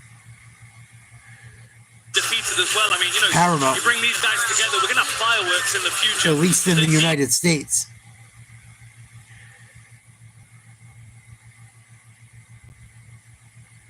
That shit is a ripoff. Way ahead of what I was seeing back in my day. Ripoff. I got it. These guys, I got it for 1 month. I was like, there ain't shit on it. What? Coming up, Sway Lee with a musical performance powered by Bose. Where's Sway Lee been? Sway Lee's a Don't go hitmaker. anywhere. Lots more to come in the PFL World Tournament action.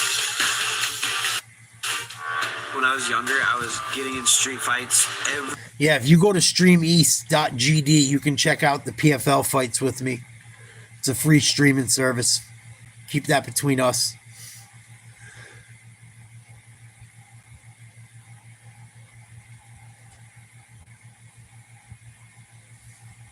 It lags a little bit sometimes, but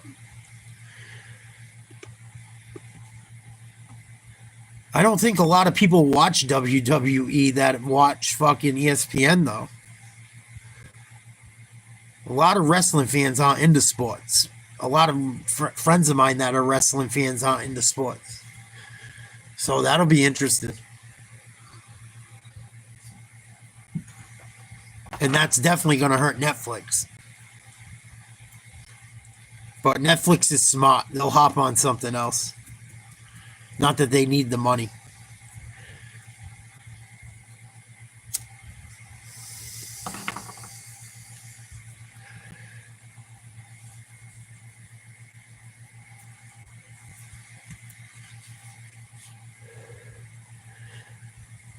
Yeah, let's not talk about it too much, VA.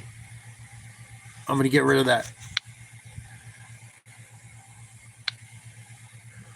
I just don't want to ruin the site by giving too many people it. That's why I kind of keep it on the hush. I know it probably sounds stupid, but once too many people find out, these shits get shut down.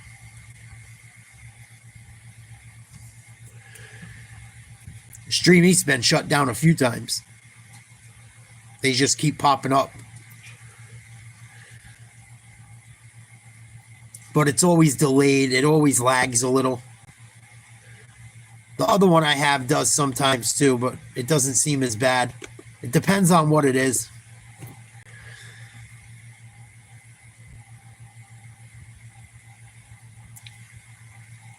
Did you start dieting yet? Or working out, dog? I forgot if you answered me.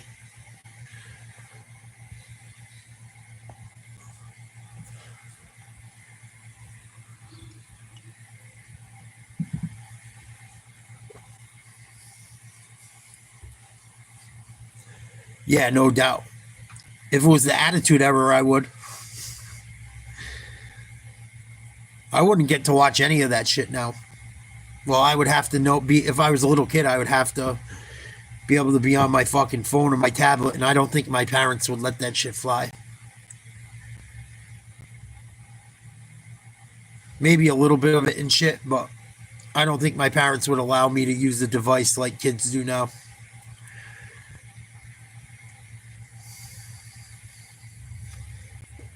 But if it was saving them money, maybe they would.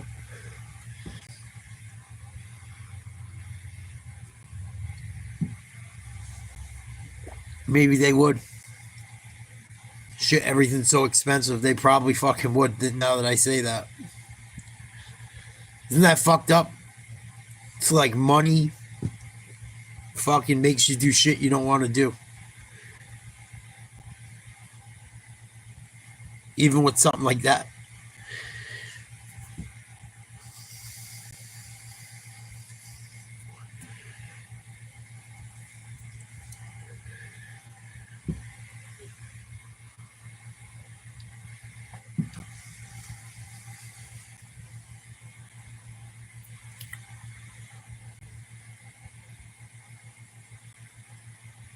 Yeah, it used to be $29.95 or $29.99 for a pay-per-view.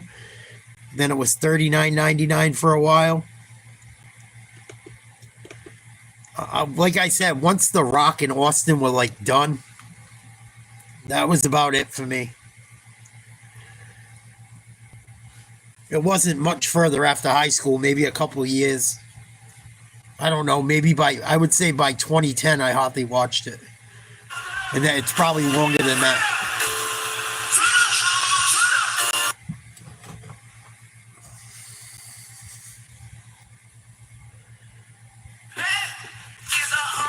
My friend's parents were so cool, man. So cool. Like, my mom would send me up there with like $10 sometimes or something, or my dad. Or give me money to like order a pizza there. Sometimes. But a lot of times, dude, I had my friends invite me over. I was lucky. I had some friends that fucking parents spent some money on some pay-per-views, man. But that was like their thing. They're like, fuck it, we're getting the pay-per-view. Everyone bring $5. I remember I watched Vinny Paz, which is a local fighter in my area. They made a movie about him. He broke his neck, came back and won a world title. He fought Roy Jones back in the day, and fucking Roy Jones beat the shit. Roy Jones beat him up too. But Vinny hung in there. This is Roy Jones at his best. Best ever. And Vinny was tough. He's tough. I see him around. I don't say too much to him because I don't like being that guy. But I remember watching that same that fight at one of my friends' houses. Yeah, we had that too, Mark, but they always got fucked up, and then you had to get another one. And then we had the things where you had the fucking Zappa with the switch. I had that for a while. I know all that shit. I remember the old hot box, like a cable box, and you punch the numbers in on top. You had a remote too, but I remember that old shit. I don't know if you had that.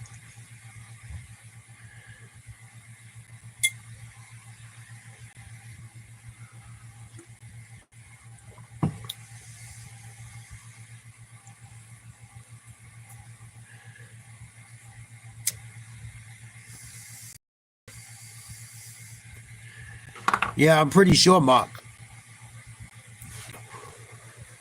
But I remember the old school one, Mark.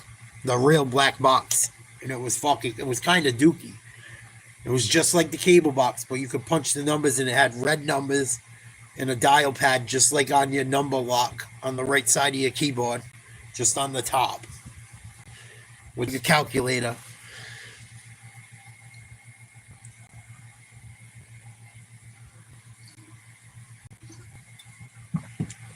Yeah, I think my dad paid like $150 for it. It would last a few years. But eventually they'd fuck with it and it wouldn't work. But it took like 3 or 4 years. Yep. We were cable stealing motherfuckers. Dirty channels, everything on that thing. Oh.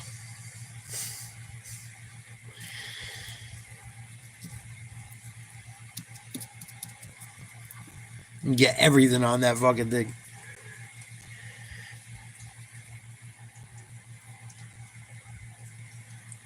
Yeah, I had them since I was fucking little, Jet. Like early 90s. The first one, the one I'm talking about, was like the early 90s joint.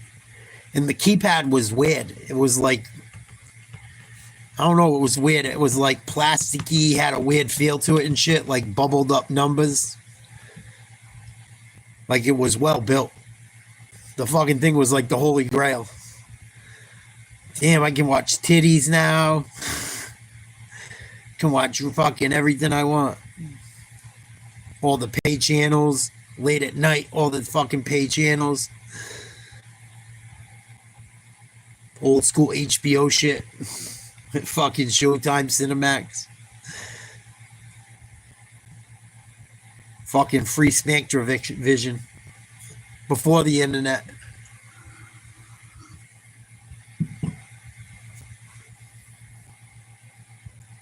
Yeah, I heard about that shit too, Jet. I never had satellite, except for when I was in Florida for a bit. I gotta go check on my mom, guys. I'll be back in 2 minutes. Spice. Oh, shit. I forgot about Spice. Wow. Yup. Spice Channel. You could buy that shit in blocks. That's fucking hilarious. Wow, I forgot about Spice Channel. Good shit, VA. OG. That's triple OG shit.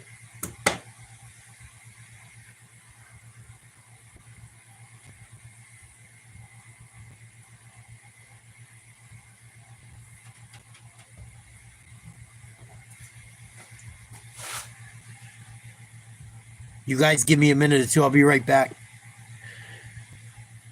I gotta go check on my mom, Dukes.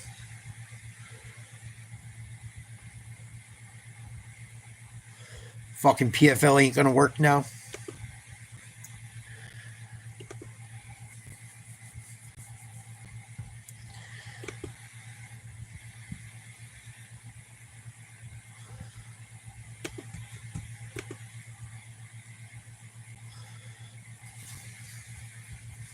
I gotta get a fucking haircut, man.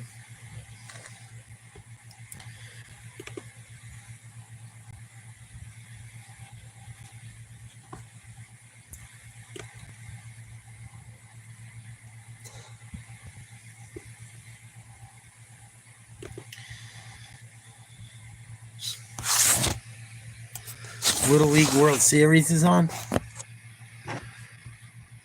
And then there's a fight. Oh, it's PFL.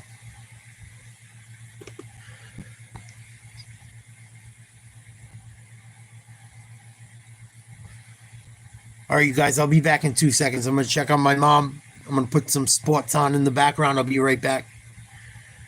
I think it's Little League World Series going into PFL Fight Night. Because right now, sometimes the hardest 3 outs in baseball is right here. Stay focused. Stay focused. Know what you're going to do with the baseball if it's hit to you. Right? Now, let's go put a goose egg in him and let's go home and get some Skittles. All right? Let's go. The ultimate reward. Little Skittles. Nevada doing their firing up themselves. Oh, yeah. I mean, going to the U.S. title game's cool and all, but like, we really want Skittles. Of course. It doesn't get much more difficult for Carmel Steele on the mound. He gets Ethan Robertson, Fexer, and Malin. 1, 2, 3 in the Nevada order. Down a run. And ball one from Steele. You look at Westbrook's at third. If you hit it down the line, that ball's not going anywhere to his left. That's a knock. Robertson a double to start this game off. So Westbrooks is at third. He's been great. Ware terrific at short. Tillett's at second. Gibson, the stretcher, at first. Giulietti is in left. Miller been a vacuum out there in center. And McQuilkin is your right fielder. 1 ball, 2 strikes to Ethan Robertson.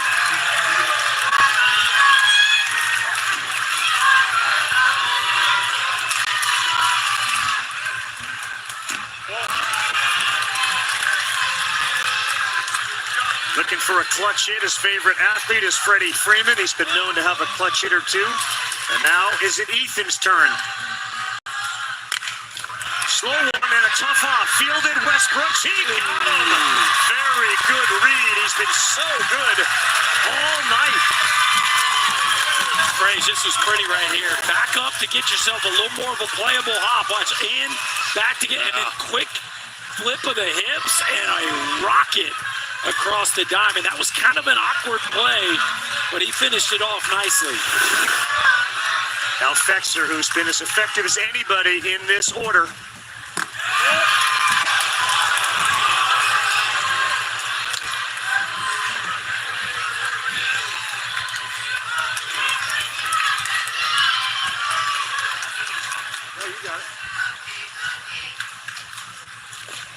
Good take.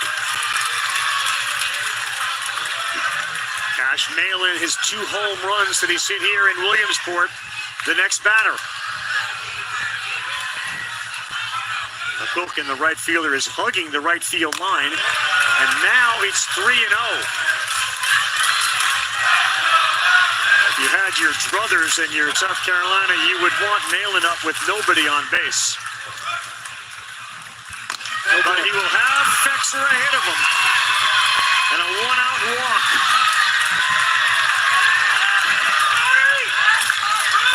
And here comes Malin. He's been starting each of these batters off with a breaking pitch. Does he go straight to that, or does he try to get ahead with the fastball, Berkey? Nevada 1 for 13 with men on.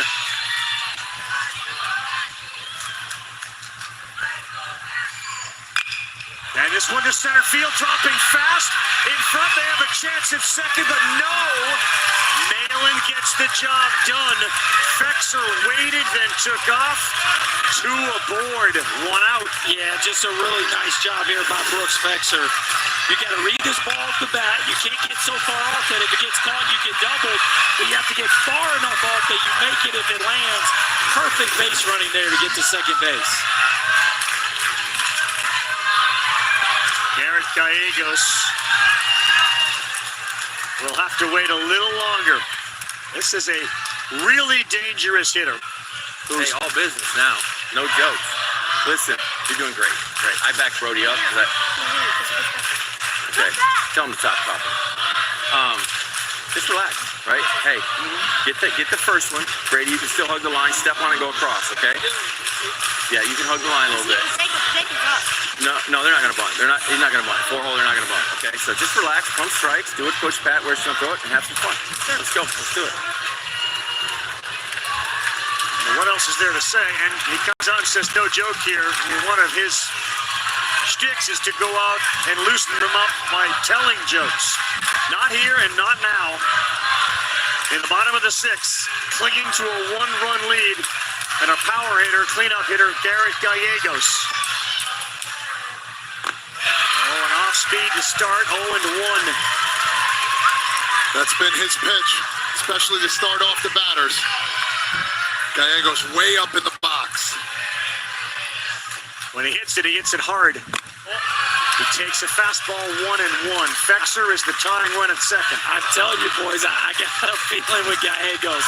He just has that dangerous look in him right now. Got to slow those feet down in the box, that's all.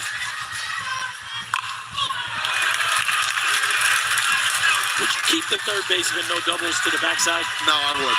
I would just back him up a little bit.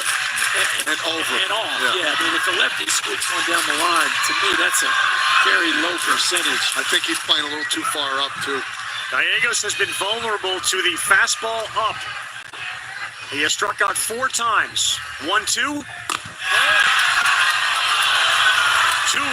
on a close one. How did he lay off this? Oh, my.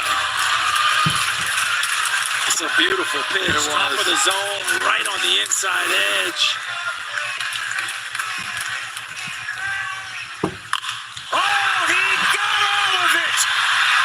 Oh, shit. Gamer. Garrett Gallegos. Wow, that was a bomb. Nevada is on top. The kid just won it. Garrett Gallegos, about face. inning, 3-run shot. The pitch after that one was all the ball. He's crying. Good job. And tears of joy in his eyes. Look at the emotion. That's dope. He hit a shot. The noise. Ooh. Oh, damn, big kid for his age. What a swing. Oh, that is incredible. I saw that shit. He just has that look to him, and it hasn't been a great event. Oh, the kid crushed it. Like this just always feels like the Crushed it. away. He hit the double earlier in the ball game. He got away with one on the previous pitch. They tried to go right back there, and he had something for him the second time around. What a memorable. Good for mom and dad. And he's the heart and soul of this team. He's been very emotional this whole tournament, too. A lot of pressure. It's a lot of pressure on little kids. Big swing in the last 24 hours for Irmo. Take a look at the swing. We said earlier this week, he looks like Sean Casey. Oh, man, he fucking smashed it. Look, the bat's kind of bending there. He's swinging it with so much torque. And you look at the runner on first base. He knew it was going. The runner on first is like, game. Dope. Good for him. Sometimes it's even more fun when your buddy hits a no-doubter and you're on the bases than when you do it yourself. I'd rather hit it myself. Oh, there's still. It is a fun feeling to be on the bases in a moment like that. And Oh, he's wilding. You don't even have to sweat it out and run around because your buddy just hit a no-doubter over.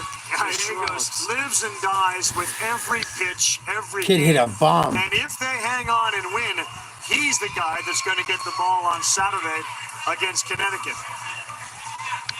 Connecticut hasn't lost yet either. He was the hero offensively in the districts. He had a really good regional, and it was only a matter That was of a time fucking before shot. Double G broke out. Wow. I hope they show it again. Back, too. Show it again. Two balls we rarely see go over the hedges. What a bomb. It's the sixth inning, guys. I mean, I don't know what else to say. Again, last night, Irmo, 6 runs in the bottom of the 7th, and they certainly know what that feeling is like. This poor kid got to come in and stop the bleeding. And my goodness, Derek Gallegos, no doubt about it. Damn, I want to see the homer again. The incredible highlights at Lomedy under the lights each and every night. Ryder Tillett's now in 5-3 Nevada. Ooh. Grayson Moran wings and fouls it off. That kid hit a fucking bomb. What? Major. 2-2 pitch. Was it 2-2? The close one? I think it was 1-2. 1-2. Called the ball to make it 2-2. Oh, wait. So close to being strike 3. Who wants to be the hero tonight? Well, we know Gallegos has got his name in the ring. Ooh, nice Big pitch. swing. Miranda was trying to leave the yard with that one. 0-2.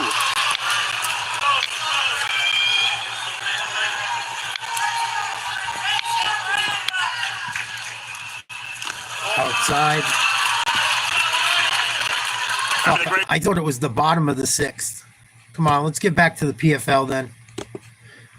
I like watching that shit, but it's a 3-run game. There's big fights coming up.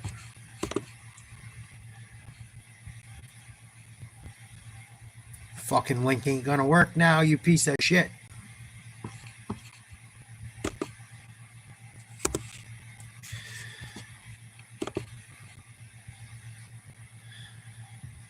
That kid hit a bomb. He hit it out of there by at least 50, 60 feet.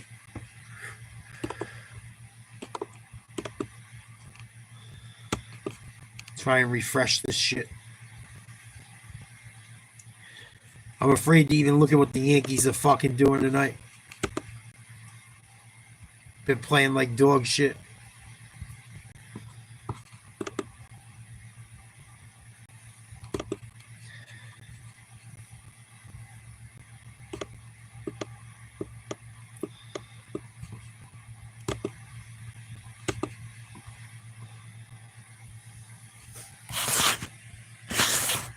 US Open tennis. a reminder to get. U.S. Open tennis. No, I want to watch the fight. You fuckers.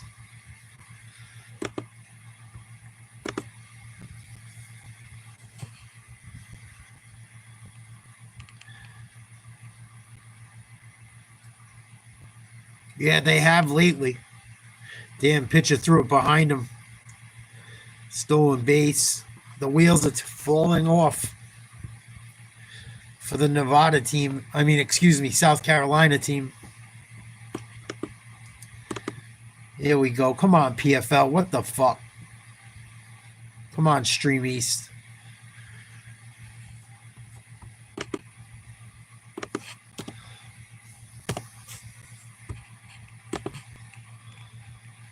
Oh, they're up 3-2, bottom of the 5th. They gotta like sweep Boston. Yeah, I didn't understand that either, Jet.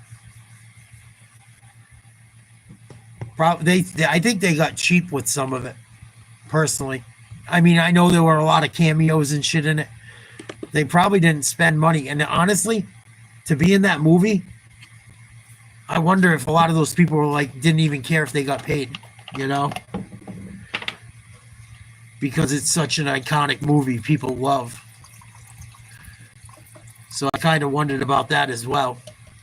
I thought one of the funniest cameos in the whole thing was Bogdanovich playing the big dude that got the nail in his head, playing his son. That was fucking the best one for me. Because he looks like that dude. He looks like the giant dude that Happy shot in the fucking head, son. It's fucking... I thought that was hilarious. That was like one of the best parts of the movie. And even Eminem looked a little bit like the Jackass guy's son, the way he played it. Like, Eminem did a decent job. It just like, he fucking annoyed me being the asshole guy, which was his job. Or the jerk-off guy. What do you say, jackass? Hey, jackass.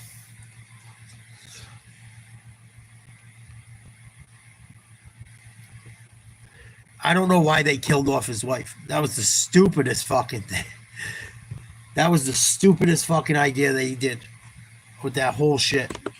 I do not understand it whatsoever. If they had her in the movie, it could have been so much better.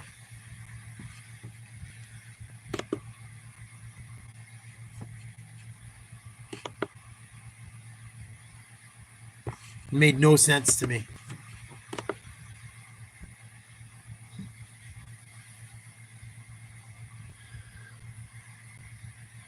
Fucking Stream East is shit in the bed. Come on, get this out. Let Nevada come up and fucking knock you guys out. 1, 2, 3, so I can watch the PFL.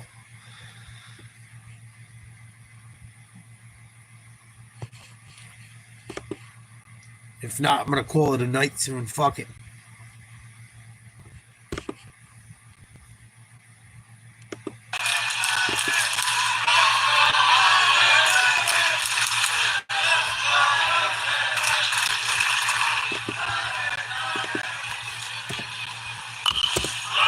Popped up on the infield. It is Steele. He's there. Give it up for Gareth Gallegos. The emotional roller coaster of this kid. Now he comes up, turns into a hero for Nevada. Fastball right down the plate, and look at the smile. Nothing better than that. See if this thing wants to work for a few minutes. When I was starting. Hey, Miss Parameeskim, how are you? How you been? Yeah, no doubt, Jet. I felt the same way for That's when he really wanted to test mixed martial arts. Nice.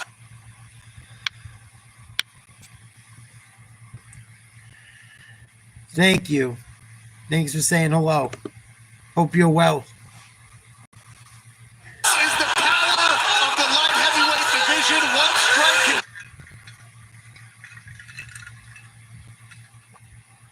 I'm doing good. Weight's coming off. Just chilling out for a bit tonight. Trying to watch some fights. Watched a little football. I'm getting there. 20 more minutes left and another half a round of this. So much has happened already. Good head move. Sweet dreams. Long arms, broad shoulders. He's got a very, very long reach for this light heavyweight class. Yeah, his striking may not be quite as refined as some of these guys with boxing experience. As long as you're not going up like crazy. But he's not afraid to stand in the pocket and show that power and let those hands go.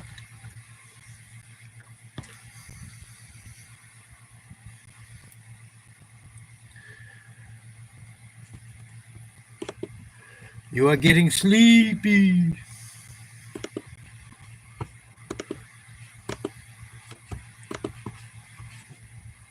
Moving forward with strikes. And he's managing the distance on the...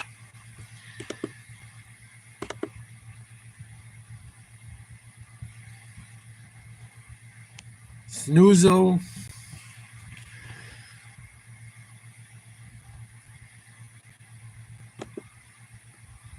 Enjoy. I love sleep. I think it's one of the most overlooked things in weight loss. Sleep. I weigh myself every morning when I wake up after I go to the bathroom. Sorry if that's too much information. It's the truth. And I know everything I ate the day before, when I ate it. And I look at it, and fucking the number's always lower when I get a good night's sleep. Always. Nice jab. Doubled it up, did Shoeface. These guys are both bloody, man. I wish it didn't keep buffering.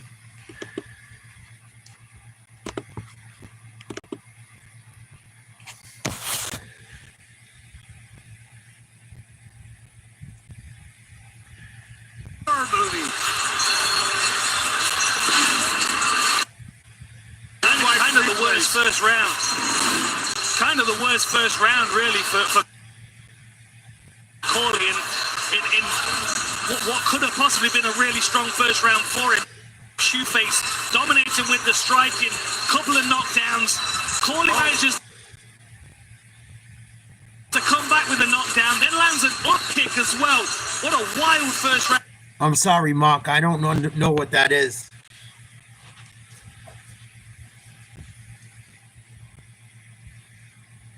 Or I'm not, it's not making, I don't understand what TBI is.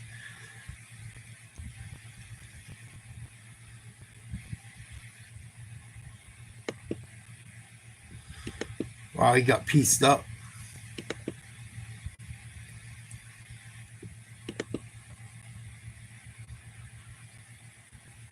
Oh, nice play. He dropped it, though. Oh, traumatic brain injury. I'm sorry. Really?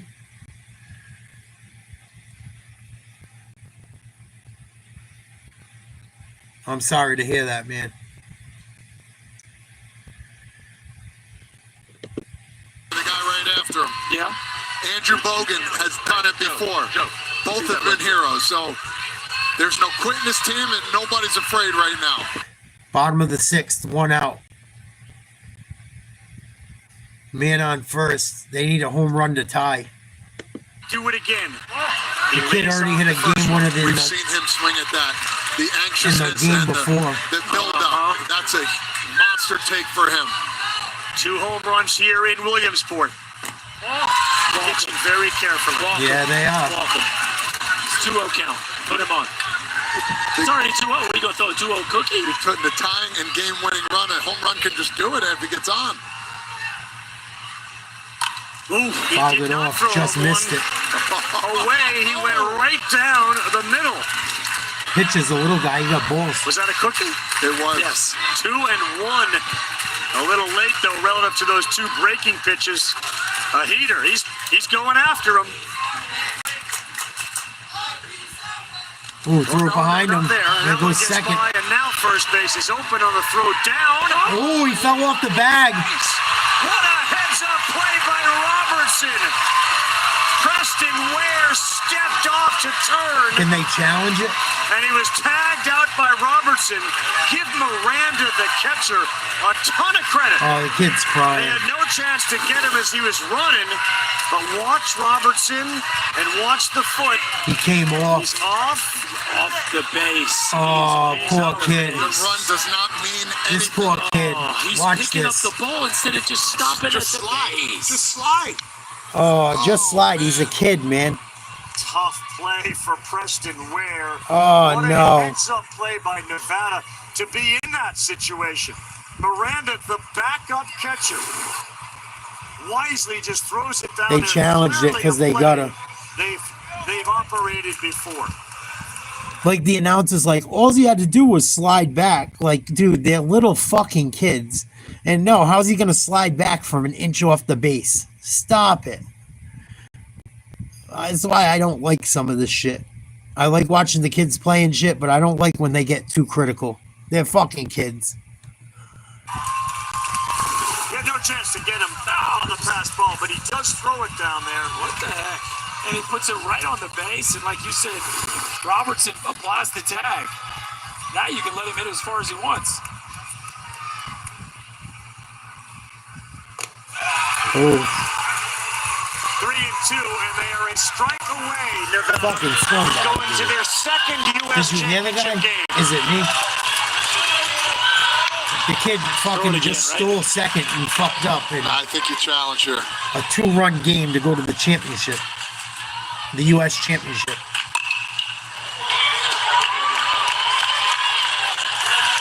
3-1 breaking ball, 3-2 breaking ball. Don't forget, he And this breaking kid ball that's last up time hits up. dingers. Yes, he did. If he hits a So, dinger, that kid's gonna be It's shattered. not like he hasn't proven that he can And this kid's hitting dingers.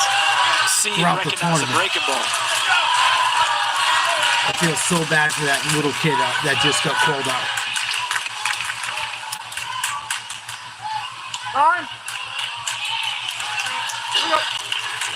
Connecticut has beaten Nevada 7-3. The only loss Nevada had here, obviously, in the double elimination. They want another look.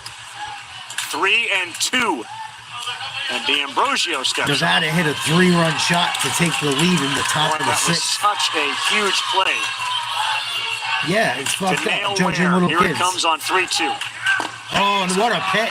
Nevada is Inside. in the U.S. championship game. That little kid They got get that kid 3 going. runs in the 6th on a Gallegos homer, and they win it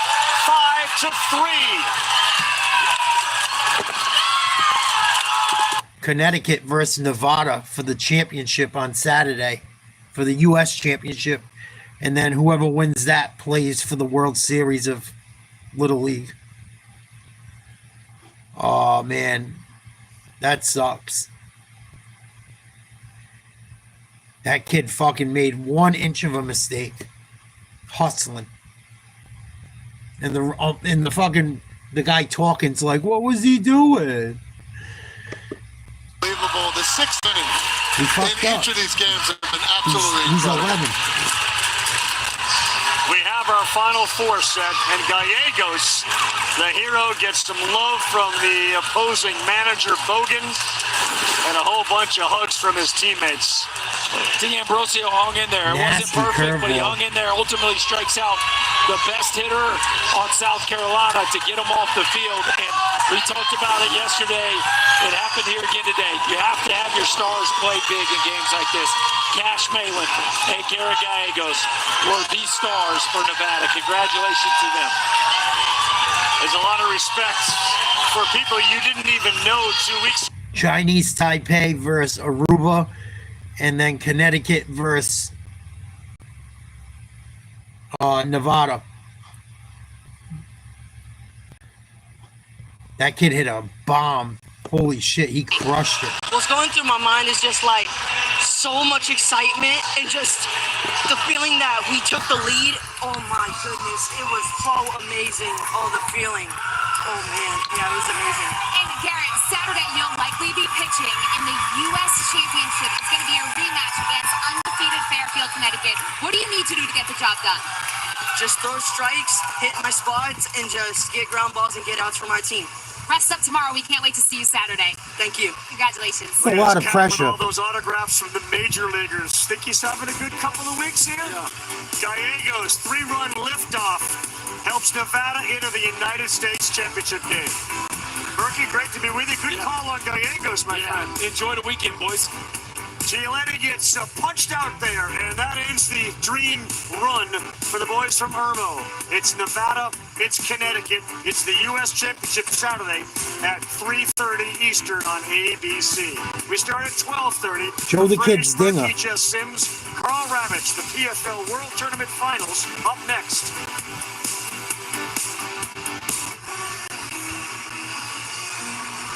Welcome into our ESPN audience who just caught some Little League World Series action. We're in Hollywood, Florida for PFL World Tournament Championship bouts. This just ended. Head Antonio kick. Carlos Jr. in the second round with the high kick. He had Sullivan Colley hurt on multiple occasions in these first 2 rounds. Relentless pressure in the striking. Oh, man.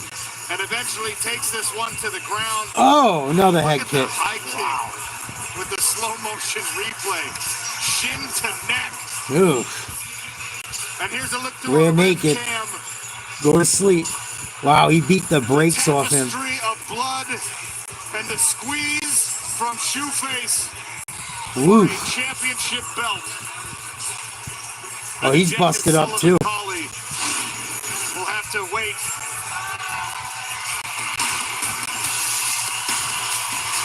Wow. Stay with us here on ESPN. We'll hand out a belt and a check next.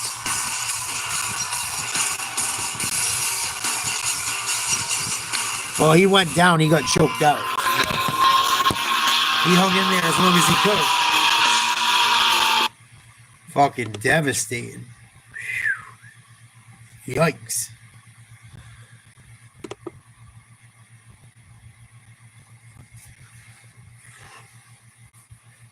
I would love to try that shit. If I was younger and I didn't have surgeries like I had in my life, and they wouldn't even let me compete with the surgeries I've had.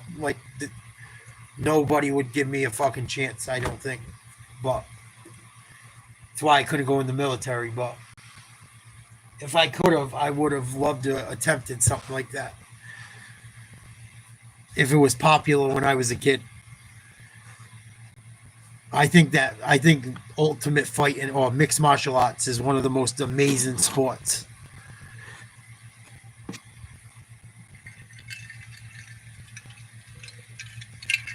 And I always played team sports for the most part. I would like to play a sport where I don't have to depend on anyone. It's fun playing with a team, but sometimes on a team you get fucked, you know? And I played on a lot of good teams. I didn't get fucked too much, but I would have liked to try doing something where it's all on me. Maybe I kind of did being a goalie. Being a goalie, it's kind of all on you too in ways, or it feels that way. So even though you do have a team, as a goalie, it's probably a little different. But I would have liked to done something like that when I was younger. If it was more popular. Damn, this fucking computer needs a good cleaning. Down here in this fucking dungeon.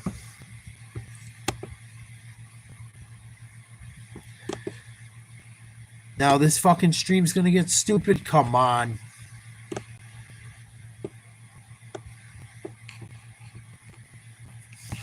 Don't do me like this, you fuck.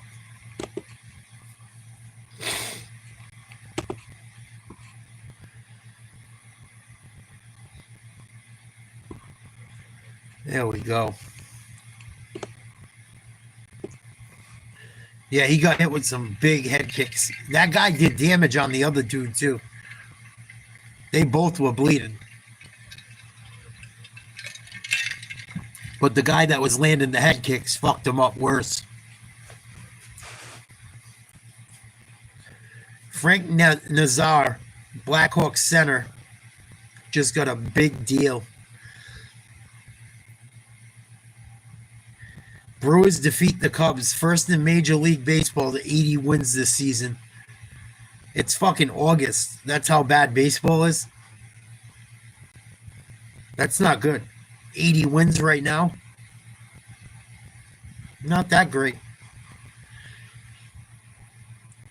Some of the Yankees teams when I was a kid, they fucking win 120 games. They were some of the greatest teams all time, probably, but if that's how the best team's doing in baseball right now, that's not really great. Wow, this was a good fight. I wish the fucking stream worked. It's on ESPN. Here comes the high kick that we saw in round 2, and that was the beginning of the end for Sullivan Cauley. The trip takedown for Antonio Carlos Jr. And once you get that high-level black belt on your back, something like this is going to happen.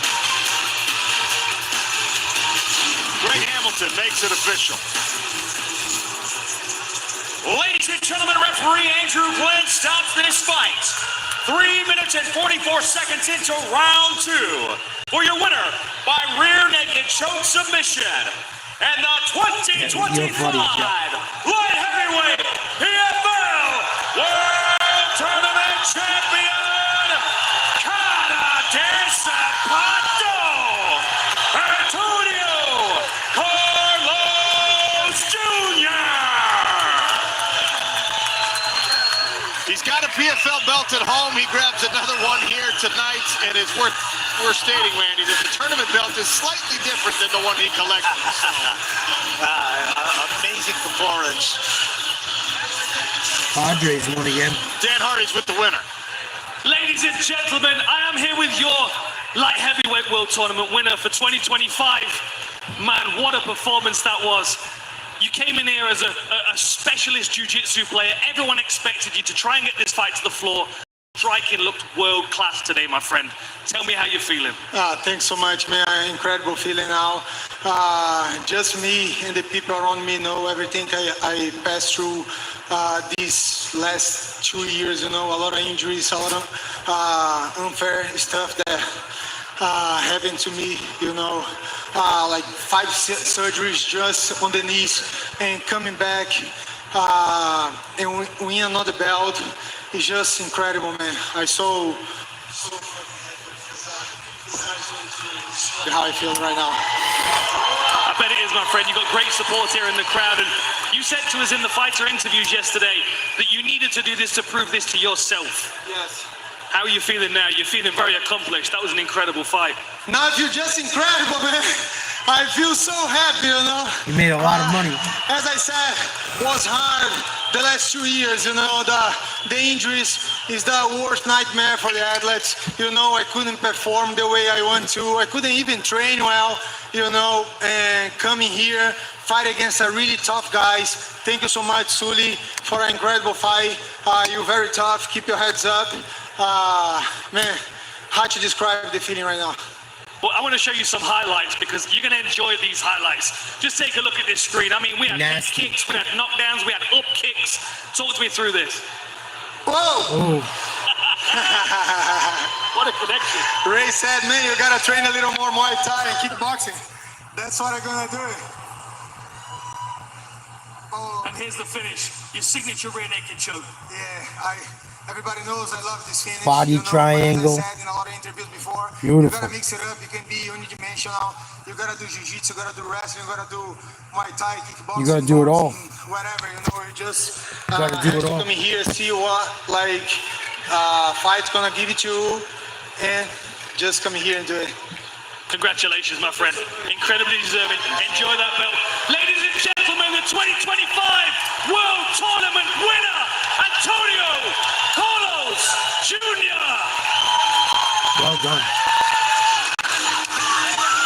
Well deserved. I mean, we've been close to that journey of him leaving because of the injuries and the surgery, and then all the recovery's not going well. You need to do another cleanup surgery on the knee, and it can get so discouraging. But what people don't know, what some people away from the fight game don't know, is this man didn't need to come back to fight. He went on Big Brother Brazil, did a reality show, became a huge celebrity. It's not like he needed the money, and that's why he came back to mixed martial arts. As Dan said with the question, Randy, he did this because he wanted to prove to himself that he's still a fighter. He's still a world-class fighter, and I don't think you can question that now. Well, I think he put an exclamation point on it tonight. My gosh. Antonio Carlos Jr. collects the first of 3 belts that will be handed out tonight. In South Florida, Sean O'Connell, Randy Couture, Dan Hardy here cage side. Now set for heavyweights and for middleweights. A red corner fighter warm-up brought to you by Element. Alexander Romanov faces Oleg Popov for potentially 5 5-minute rounds. Romanov, he used to fight, I believe, in the UFC. Is brought to you by Valor nitrogen-infused energy drinks. Oleg Popov at one point had the longest win streak in heavyweight MMA. He wants to get in the win column tonight.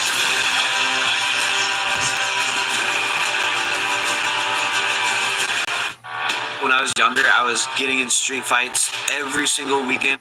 Man, that dude got hit with some fucking kicks. Woof.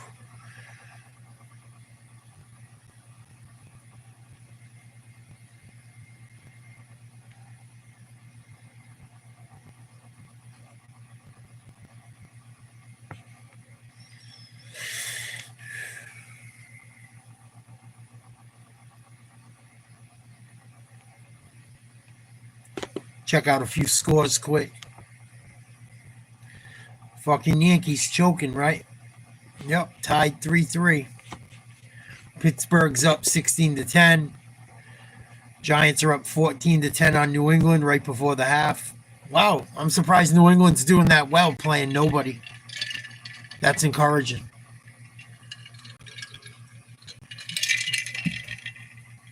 New England literally played nobody. Maybe 2 starters on defense. And they're still within 4 points. I'll take it. And they had Jackson Dot for more than the first quarter.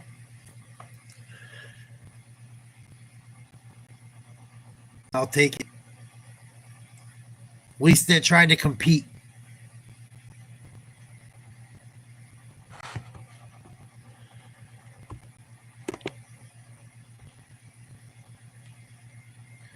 Jackson Dot for 6 for 12, 81 yards and a touchdown. The best behind the wheel. Woolridge 9 for 16, 74 yards and a touchdown. He hit Webb. 3 catches, 31 yards and a touchdown. Jackson Dot had a rush for 23 yards. He's the leading rusher. Cam Scatterboo didn't do shit. Didn't touch the ball a ton. 3 carries for, I think, 12 yards. Jonathan Ward, a carry for 6 yards. Dante Miller, 6 for 20. Cattaboo averaging 4 yards a carry. It's a first down every 3 touches. It's almost 100 yards if you give him 20 carries. Granted, it wasn't against anybody, but Wolszewski, 3 catches for 68 yards. Jalen Hyatt caught a touchdown. Greg Dulcich caught a touchdown. Jeremiah Webb has the touchdown for the Pats.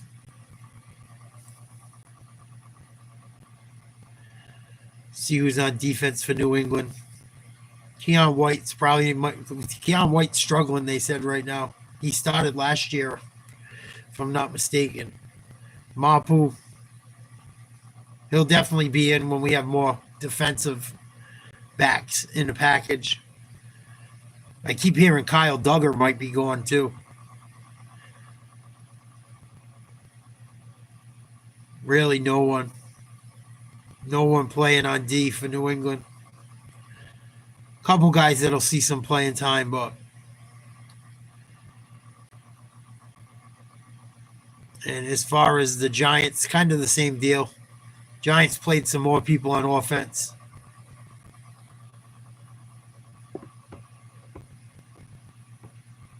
It's almost time. Can't wait.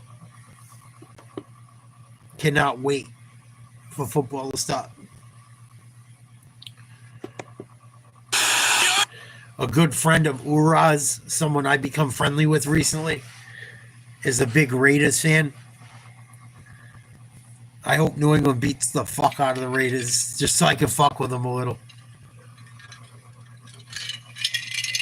Because he's a ball buster. Like, if the Raiders win, he'll be texting me. So, I'm going to keep it humble as long as he does.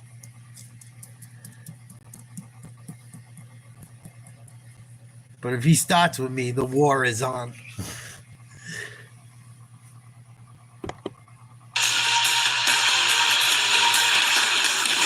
PFL fans, you could be the biggest winner on Fight Night with FanDuel, America's #1 sportsbook. Tonight, all customers get a 25% profit boost on any bet type for any PFL fight. Use your boost for bigger potential winnings. Download the FanDuel app now. Make every moment more.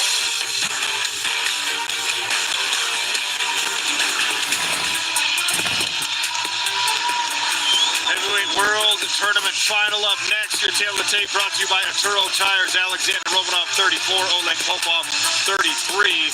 Both men stand 6'2". Both big. men have 76-inch reaches. Romanov did weigh in heavier.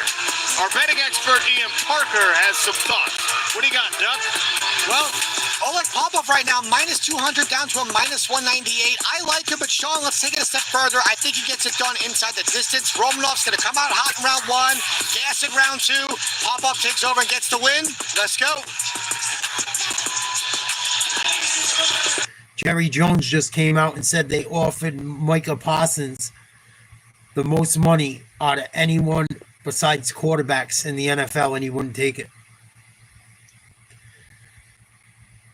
Well, there's a lot of scrubby quarterbacks that make a lot of money. I don't fucking blame them. I don't feel bad for fucking these guys wanting money. All the money these owners make, I don't feel bad. I don't feel bad. Micah Parsons, everyone said he's a fucking stud. And he's not that old. I know he's had a few little health struggles here and there, but I believe the guys that play. They know better than anyone. They know more than all these guys that don't play. They all say he's one of the baddest.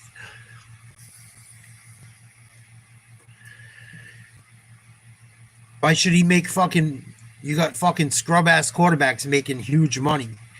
Why should he just get paid because he gets paid less because he's not a quarterback? Fuck that.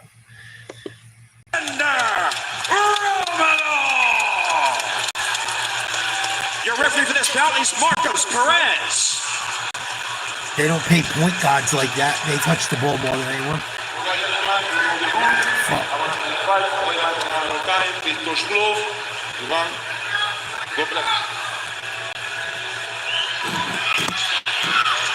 Jerry Jones is a cheap fuck. Advanced stat for this bout, brought to you by Income Trades Intelligence.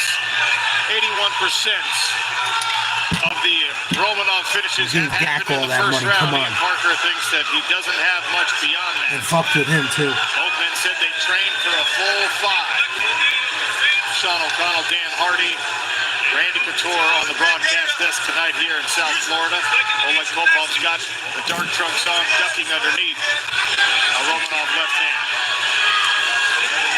movement and feint so far from Popov. He looks way more relaxed on his feet in these last couple of fights than He's he has not in that bad previous of a times. Raiders I mean, fan. it's deep It's to the way worse. midsection. He's fake. Oh, nice check hook to the head. You can see he's going to try and defend this takedown best he can. He doesn't want the big man He's on a top of Blue him. Jays fan too, so he's been on me about that because the Yankees are sucking dick. See him blocking that hip. Romanov keeps coming in with the knee. There he goes again with the body knee.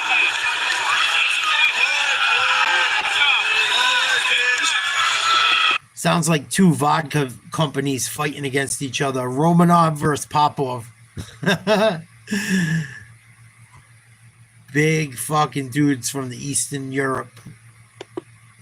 Both over 260 or 250. Ooh, big right hand Screen get Valor nitrogen infused by energy. Popov. Popov is a vodka. Romanov might be too. I wouldn't fucking doubt it. Well in that leg, and that's going to take a lot of the But movement Popov's away from definitely Romanov, good. make it easy I for know him to for a hit. You fact. can already see bruising on the outside of that leg. Popov Romanov makes you looking a pop little off. flat-footed and a little bit labored with Shit's that rock step. gut. Coming up on 2 Popov minutes. will make you fight like Calf Popov. is already red. Ooh, big right by Romanov. Drifts outside the range of that overhand right tested by Popov. Another knee to the body for Romanov.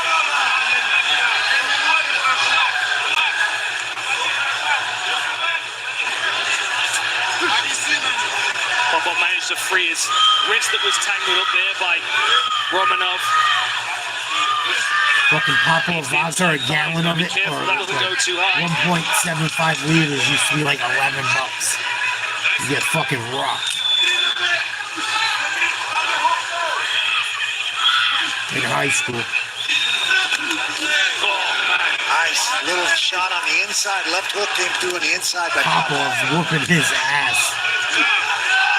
The bigger guy's too slow. So Two far. massive torsos smacking together in the center of the cage. Shuddering collision. Romanov's huge. He's got to be like 290.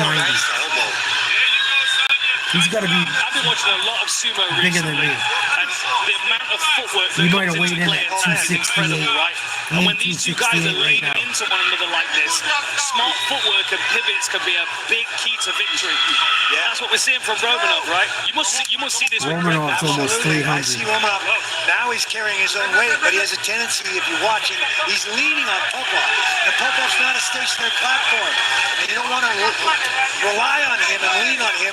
That's a good way to get off. Ooh, big right hand, Popov. Right there for Popov. Popov's Fabian whooping Edwards, his on ass. half of our main event, getting warm backstage. Nice cross. Hit on the single leg. I don't think I'd have bothered. That's a heavy leg. But Popov's looking really good in the striking range right now. I think if he just settles into his basic boxing and keeps working on that calf, I don't know what Romanov's trying to do. easier and easier as the rounds go on. Throw knees. This is what you were talking They're in the about, Randy, clinch in with the middle of Romanov the ring. really leaning into Popov. Now, I'm not sure if the goal here is to make Popov carry his weight and try and wear him down. Right. Do that, leaning on him, but he's susceptible to being off-balanced. I don't know if Popov knows any of that Greco technique, but it's an easy twisting off balance from there.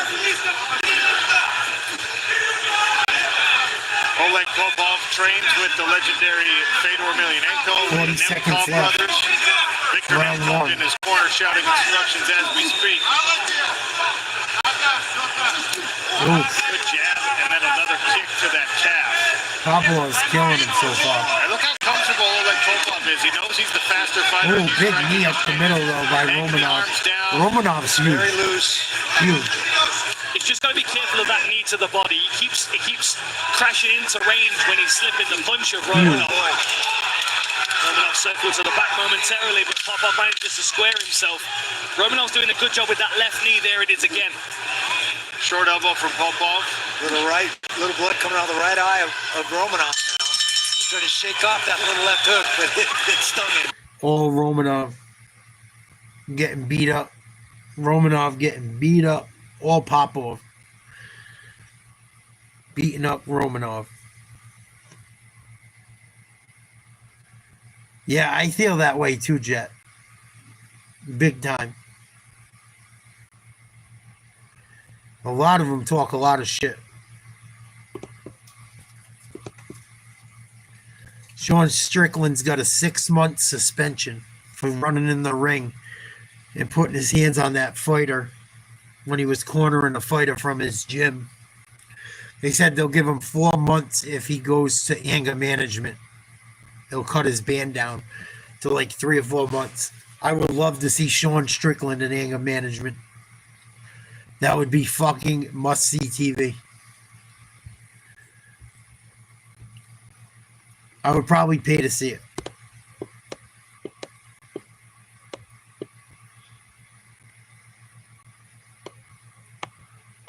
I'd probably pay to see it. I would film it and fucking do it anyway. You can make money off it. Here we go, round 2. In the dark trunks. Popov, Kennedy tactic. is in the Romanov corner. Kirk, what'd you tell Alexander between the rounds? Just we want him to relax, especially when in those clinches, because we know Popov's trying to wear him out. Popov's going very kick heavy also, so take some step backs, use the front hand to kind of close the distance, engage the space better, and on the inside keep smashing those punches and knees to the body. What'd you like from Alexander in the first round? Patience. We talked about a lot of patience leading into this because we know what kind of fight this is going to be. We know it's going to be a grind for 5 rounds, so we're ready to get it. Thanks so much, Sean. Thanks to Kennedy and to Coach. Now Romanov leaning on Popov. First time Popov's been able, or has allowed Romanov to back him against the cage. Already moved off it though. Popov used a nice little off balance to get himself off of the fence. So the body shots and knees are a big part of the Romanov game plan. You can see he keeps landing that left knee to the midsection, opposite stances here. So when they come into the clinch, the liver's open on that side to the left knee for Romanov. And although Popov might not be feeling it immediately, that will sap his energy over the rounds.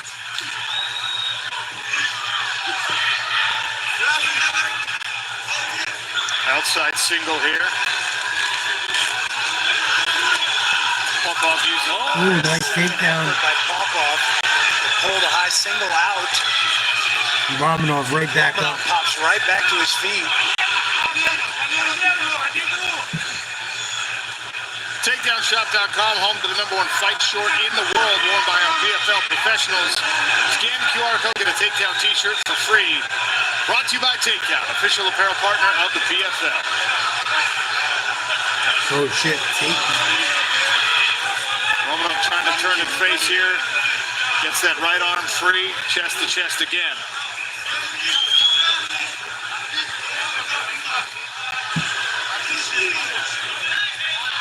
Come on, throw a fucking punch, shoot a takedown, do something. Still got that speed, Popov. A lot of redness on the lead right leg of Alexander Romanov. The calf kick. We haven't seen a ton of it used tonight here in Hollywood, Florida. Front kick, Romanov. One of the best weapons for Oleg. Oh, nice left. Yeah, that redness on Romanov's lead leg is now starting to turn like a blue-purple color. It's evolving into a much heavier leg. There he is again, slaps it in. And you can see Romanov having to be a lot more reactive to it. The first few, he just kind of wore him. Now trying to draw the leg back, not take the impact. I bet they're playing the Romanov Panthers. lives forward, landed the left hand. He's probably fucking ripped. Short right as well.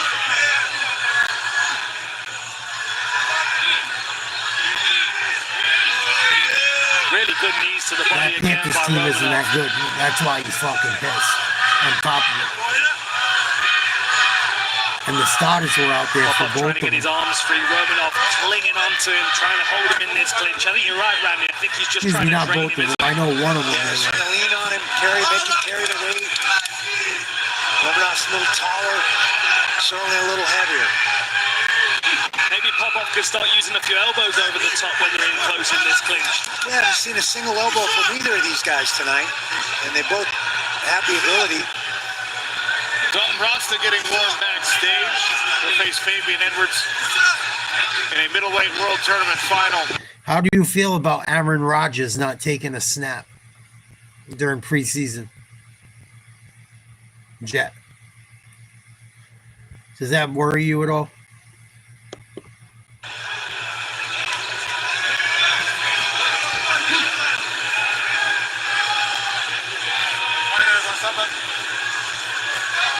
Pop-up does a nice job of repummeling, staying inside of Romanov, making him drag It over the worries top. me a little bit. That allows him to control. It worries me a little bit. Get out of that clinch position. He didn't have to play much, but I thought he should have played at least a series or two. Takedown again, Popov. He's engaging a lot in these clinch battles.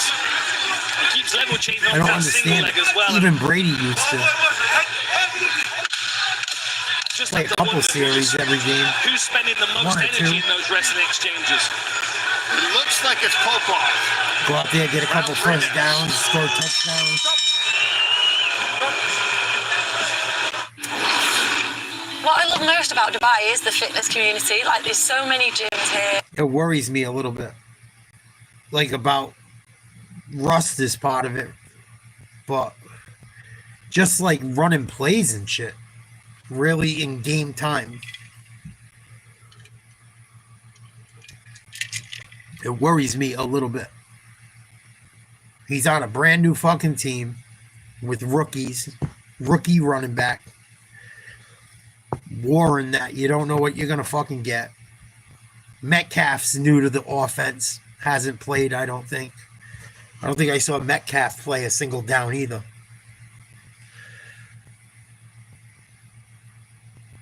It's like,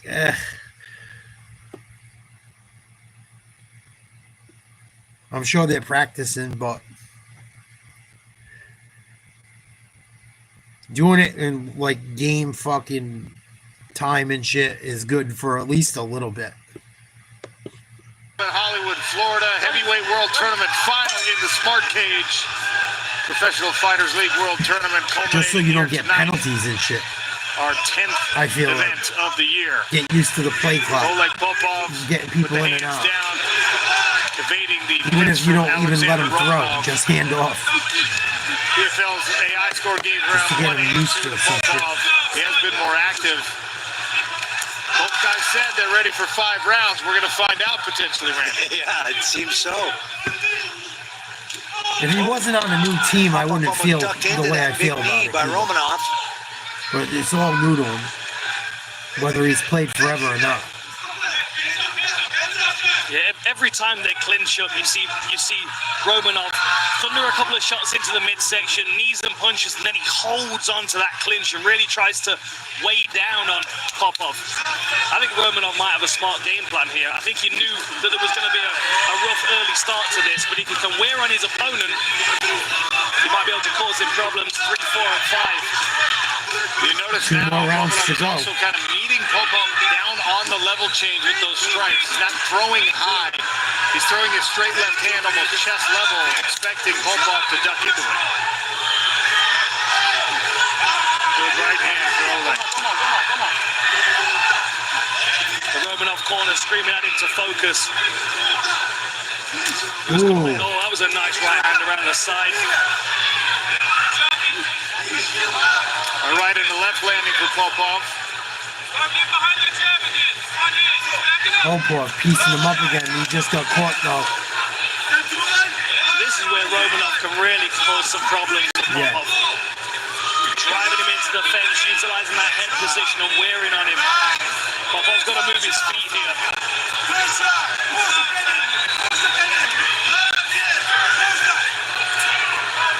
Element, the official hydration partner of the PFL, is offering a free sample pack with any purchase. If you want to try Element, scan the QR code, visit drinklmnt.com/PFL and claim a free sample pack. Romanov leaning on him. Ooh, nice Romanov tried an exchange. uppercut on the exit and then just backed out. Romanov don't even look tired. He hasn't used a ton of energy. Even though he's a heavier, bigger guy. Ooh, he just ate one. Left up on the break. Look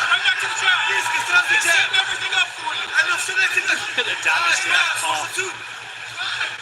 Romanov's threatened. He's just really bothered, hasn't drastically affected his movement, although there hasn't been a ton of movement. But I mean, I think that's one of the benefits is that he doesn't have that Sergei Bilisteny kind of movement, so he's not relying on his calves quite as much when he's moving flat-footed. But still, I don't think Popov's making the most of the fact that that leg is damaged. I think he could be changing the range a little bit more. I think he could be pushing and pulling Romanov a little more. Now Romanov's pushing forward again. Might look for his own takedown here. 90 seconds left in round number 3. Romanov leaning against Popov. Trying to knee, glanced off the shoulder. Stop. Referee doing a good job of stimulating the action with the separation there.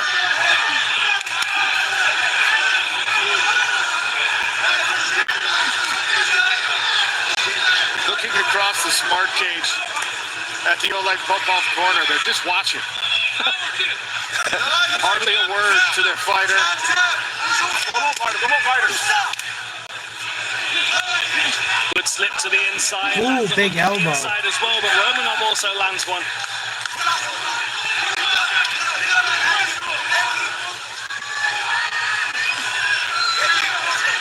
Another chop to that lead calf. Jab down to the body from Oleg. Big right hand. Just misses by Romanov.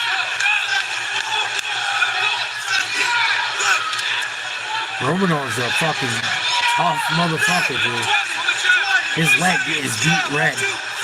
He's taking big shots, and he's still wearing down the guy in better shape. Fastball right hand, glanced off the guard for Oleg. Switches stances and goes jab. We'll head to the stools again after round 3.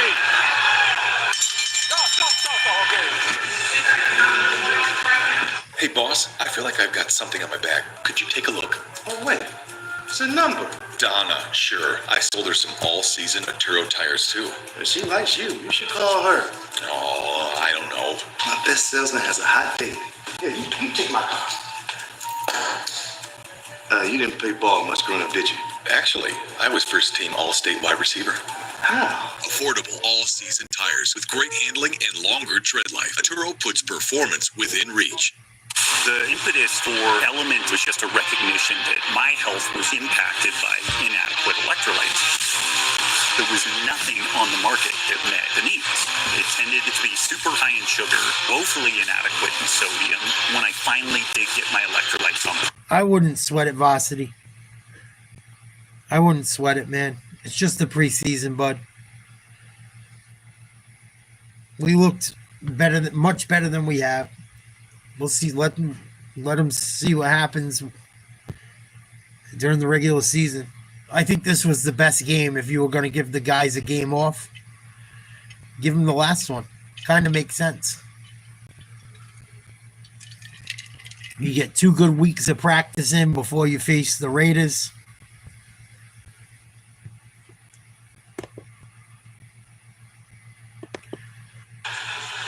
More pace from Popov to start this 4th round. Yeah, I think that's smart advice from his corner, perhaps, because there was a potential this fight was just starting to slip away from him a little bit as his pace was dropping, and as Romanov was starting to push forward. Popov's got to be careful ducking down like that. He's going to duck down into something hard. Randy, what do your scorecards look like right now? Right now, I got three rounds to Popov. He's done the most effective striking, the calf kicks, and controlling where this fight happens. Romanov's really, he gets to the clinch and lays on his opponent, but he's not landing a lot of things. He's not getting a takedown. He's not really kicking. He's landed a few things, but most of it's coming from Popov. Warning from the referee for grabbing inside the glove. Ready? Yeah, I agree with you, Randy. I just feel like that last round, maybe Popov took his hands off the wheel a little bit and allowed. Oh, that was good. A couple of good punches there. Nice knee up the middle by Romanov. It looked like Popov got a little tired in that 3rd round for a minute. Took a little break, let himself Would get you his put breath. money on the game, bro? I hope you didn't bet on preseason And football. high output so far in this fight. Please tell me you're not betting on preseason Lead hand football. from Romanov. He tried one with the rear hand as well and missed. His corner calling for elbows, and you can see big breaths from Oleg Popov as he backs out. Still got a fast jab. Every time he lands a good shot, he gets a nod from Romanov.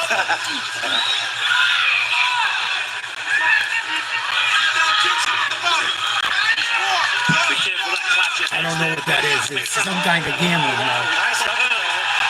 Popov's in trouble here. Ooh. He's coming up the middle. Big flurry from Romanov's had it. Feels it. Feeling a moment in this fight where he could take control, hunting a finish. Landed a back fist at the end there. With a big press by Popov. Romanov's had it. Alexander Romanov with a couple more uppercuts. Ooh. Yeah, he's swinging those uppercuts in, bowling them in. Want to make sure he doesn't punch himself out. Well, this is something you've got to be thinking if you're in Popov's corner. You're like, look, you can. Ooh, big elbow. What's Romanov going to look like in 60 seconds' time after he's landed all these punches? Ooh, nice job by Popov. Big right. Here's the tacit agreement. Let's lean and take a breath. We'll get back to the Yeah, fight it's here in gambling about on 30 preseason seconds. football. Come on. I'll fuck with you. But it is. PFL has launched a new loyalty program, PFL Rewards. But I hear you, it's not a lot of exclusively money. in the PFL app. Make sure you As sign long as up you and don't do it too much. premium rewards like VIP seating discounts and fan badges. Ooh, Romanov, another uppercut. House under the right eye of Oleg Popov, who reaches for a takedown. Didn't bring his feet with him. Ooh, big knee. Romanov. Romanov is starting to take over this fight. Yes, he is. I think, Dan, you talked about the strategy of maybe just kind of biding your time and leaning and waiting. Now, if you can get the finish, we'll talk about it as being a great idea. If it really is 3 rounds to now potentially 1, even if the fight continues to go in his favor, we might have said too little too late. Little blood and a mouse under the left eye of Romanov. A gold belt and $500,000 check on the line in this. $500,000 if they win this. Oleg Popov put a lot of work in the first 3 rounds. Does he have enough to survive the next 2 as Romanov? Ooh, big elbow, Romanov. That was a Big very nice left. elbow by Romanov. Look at the right eye of Popov now. Good left hook from Popov. Ooh, big calf kick. 2 right hands. Got the tattered water going on. Yes, I think this game plan of Romanov, although they may have given away rounds early, I think he's put himself in the position that he wanted to in the fourth. They potentially Romanov's laying some with a heat. tired, blooded Popov in front of him that's taken a whole bunch of knees to the midsection, and he's now starting to show that where this trickle effect that he's having is glacial, but it's effective. This fight's turned. Another elbow from Romanov. And we head to the 5th and final round. Wow, that might have been a 10-8 round. I've got something on my back. Could you take a look? Oh, wait. It's a number. Donna, sure. I sold her some all-season Arturo tires, too. If she likes you, you should call her. Oh, I don't know. My best salesman has a hot date. Here, you take my car. You didn't play ball much growing up, did you? Actually, I was first-team all-state wide receiver. How? Affordable all-season tires with great handling and longer tread life. Arturo puts performance within reach. The impetus for Element was just a recognition that my health was.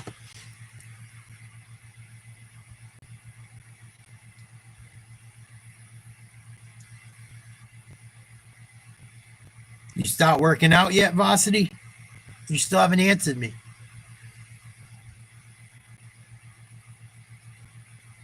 You been working out? You start eating right? You said you want me to keep you accountable.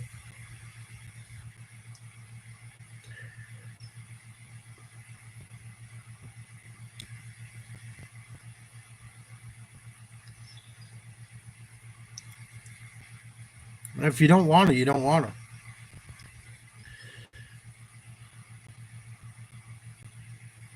That's what's up. So aggressively from him at the end of round 4. After having such a strong start, though, it must be frustrating for his corner team to see it just slipping through his fingers in that last round. Romanov starting to come on strong. You see the live odds now favoring Romanov. Dead even. It's a pick at this point. It's a close fight. But if our calculations are correct, Romanov has got to have a finish in this round to win the fight. I still think that's correct. According to the stats, Romanov landed 20 more strikes in the last round than Popov did. 75 to 55. Sean O'Connell, Dan Hardy, Randy Couture on the broadcast desk. Come on, Romanov, go for it. Second of 3 tournament finals. Our main event still to come See features a good end of this Damien fight. Edwards and Dalton Rasta, who shared their mutual distaste for one another all week long and finally get this sorted out for 25 minutes after this heavyweight championship. There you go.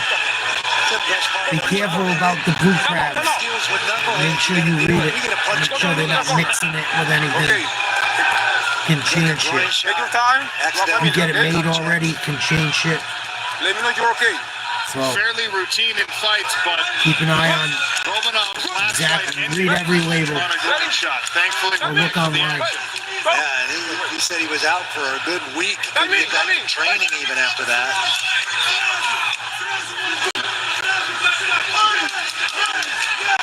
Popov appears to have found a second win here.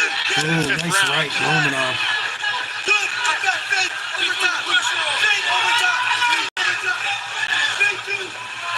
Whoa!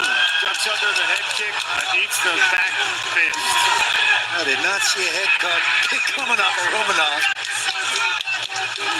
Ooh.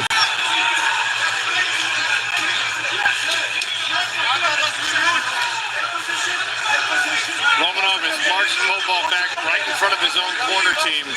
Got an overhook and a wrist lock. Now in on a single. You're going to have a little butter. You don't want too much. Right hand, nice.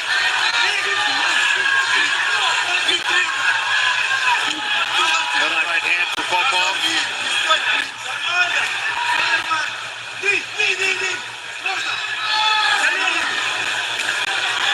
And you have to start to wonder, what is the end game of this clinch and lean for Romanov? Is he actually going to commit to a throw or trying to take Popov down? Potentially work for a submission because it's not a high percentage finishing position here.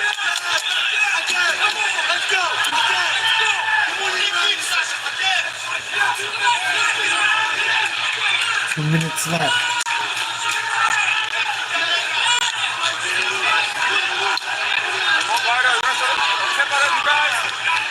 No, he's not trying for a 2 minutes takedown. left in round number 5. The action is slowed. Break him up. Referee wants to see more. Romanov looking for the clock. And again, they go chest to chest. Ooh, Romanov just smashed him up against the cage. Gets pulled into the cage. Hit him with a huge shoulder. 90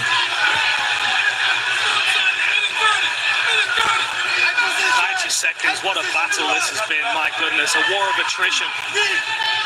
I think Romanov had a good game plan, and to an extent it's come to fruition. You look at the fatigue of Popov, but it's whether he's done enough. If Ooh, big left hand, Romanov. still managed to take enough rounds on the scorecards. I mean, I think he was 3 up going into the championship round. I agree with that, man. And I think the strategy might have made more sense if you started to turn it on in round number 3, give away the first 2 potentially, but We'll give away the first 3 and turn it around and finish it in the 4th and 5th. He's got to have a finish at this point. Oleg Popov has only been finished 1 time in his career, and it was the last year's championship bout against Denis Goltsov, so it's a lot to ask.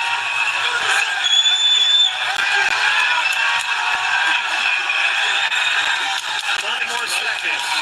Ooh. Ooh, Romanov went for a home run. Just missed.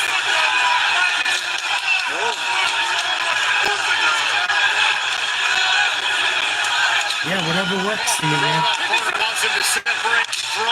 Yeah, it all sounds okay as long as you cook it properly. World Tournament final. One more big swing. Ooh. And we go to the judges' scorecards.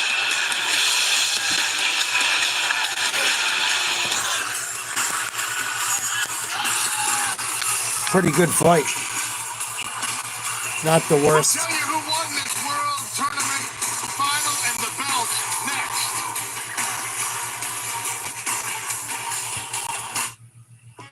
You're right. Yeah, and just, you know, be careful what you put on the stuff when you make it. If you can't use butter and everything. You can eat a little, very little here and there. In my opinion. Milk, be careful of. Yogurt, be careful of. Like, you really got to measure everything out and really watch how much sugar's in the yogurt you buy. Like the right yogurt, Greek yogurt. Eggs will never really hurt you. Green tea and water is obviously good. And the crabs, be careful. Some shellfish some shellfish can be funky. Just be careful. Like, make sure you look into it. Like, I know shrimp has a lot of carbs, believe it or not. You wouldn't think shrimp has carbs, but it fucking does. Because you think it's a meat. But it has carbs. I was shocked. I was like, cool, maybe I'll eat some shrimp. I looked at it, I'm like, I'm not wasting my carbs on it. I don't like it that much for how much it costs. Fish is the best. Fish is the best. That's what they say, supposedly. Especially if you're trying to, like, the guys that are in really good shape, when they go up on stage, supposedly they all eat fish, like, the last week or two. Supposedly it makes your skin thinner or something for guys that are in, like, you know, compete. But fish is up there. Tuna fish even. I mean, it's fish. You know what, you get it. Can't put all that mayonnaise and shit in it, though. Like, you got to be careful. If you're just going to eat a bad version of a good food, it's not good. It's not good. Like, throwing all that mayonnaise in fucking tuna fish, if you put too much shit in it, you might as well just eat fucking junk food. Because it's all you're eating. Really.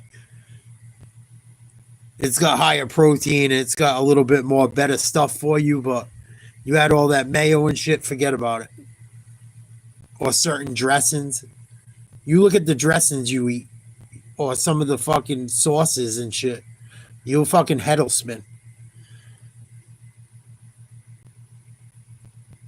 I got hacks for that shit. But, like, you can get away with hot sauce. Hot sauce isn't bad.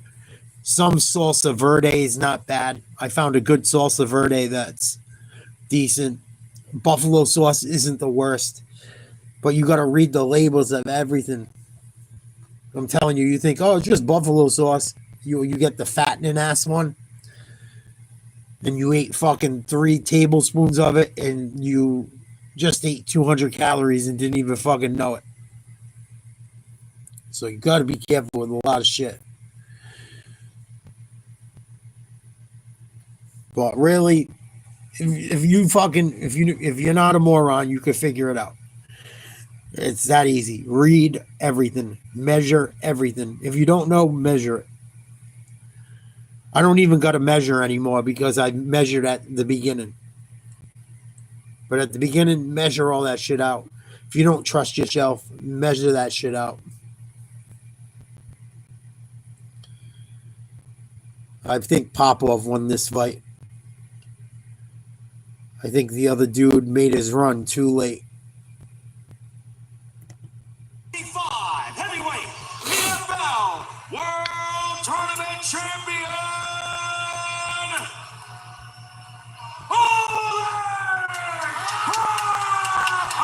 Yeah, it was close, but he won.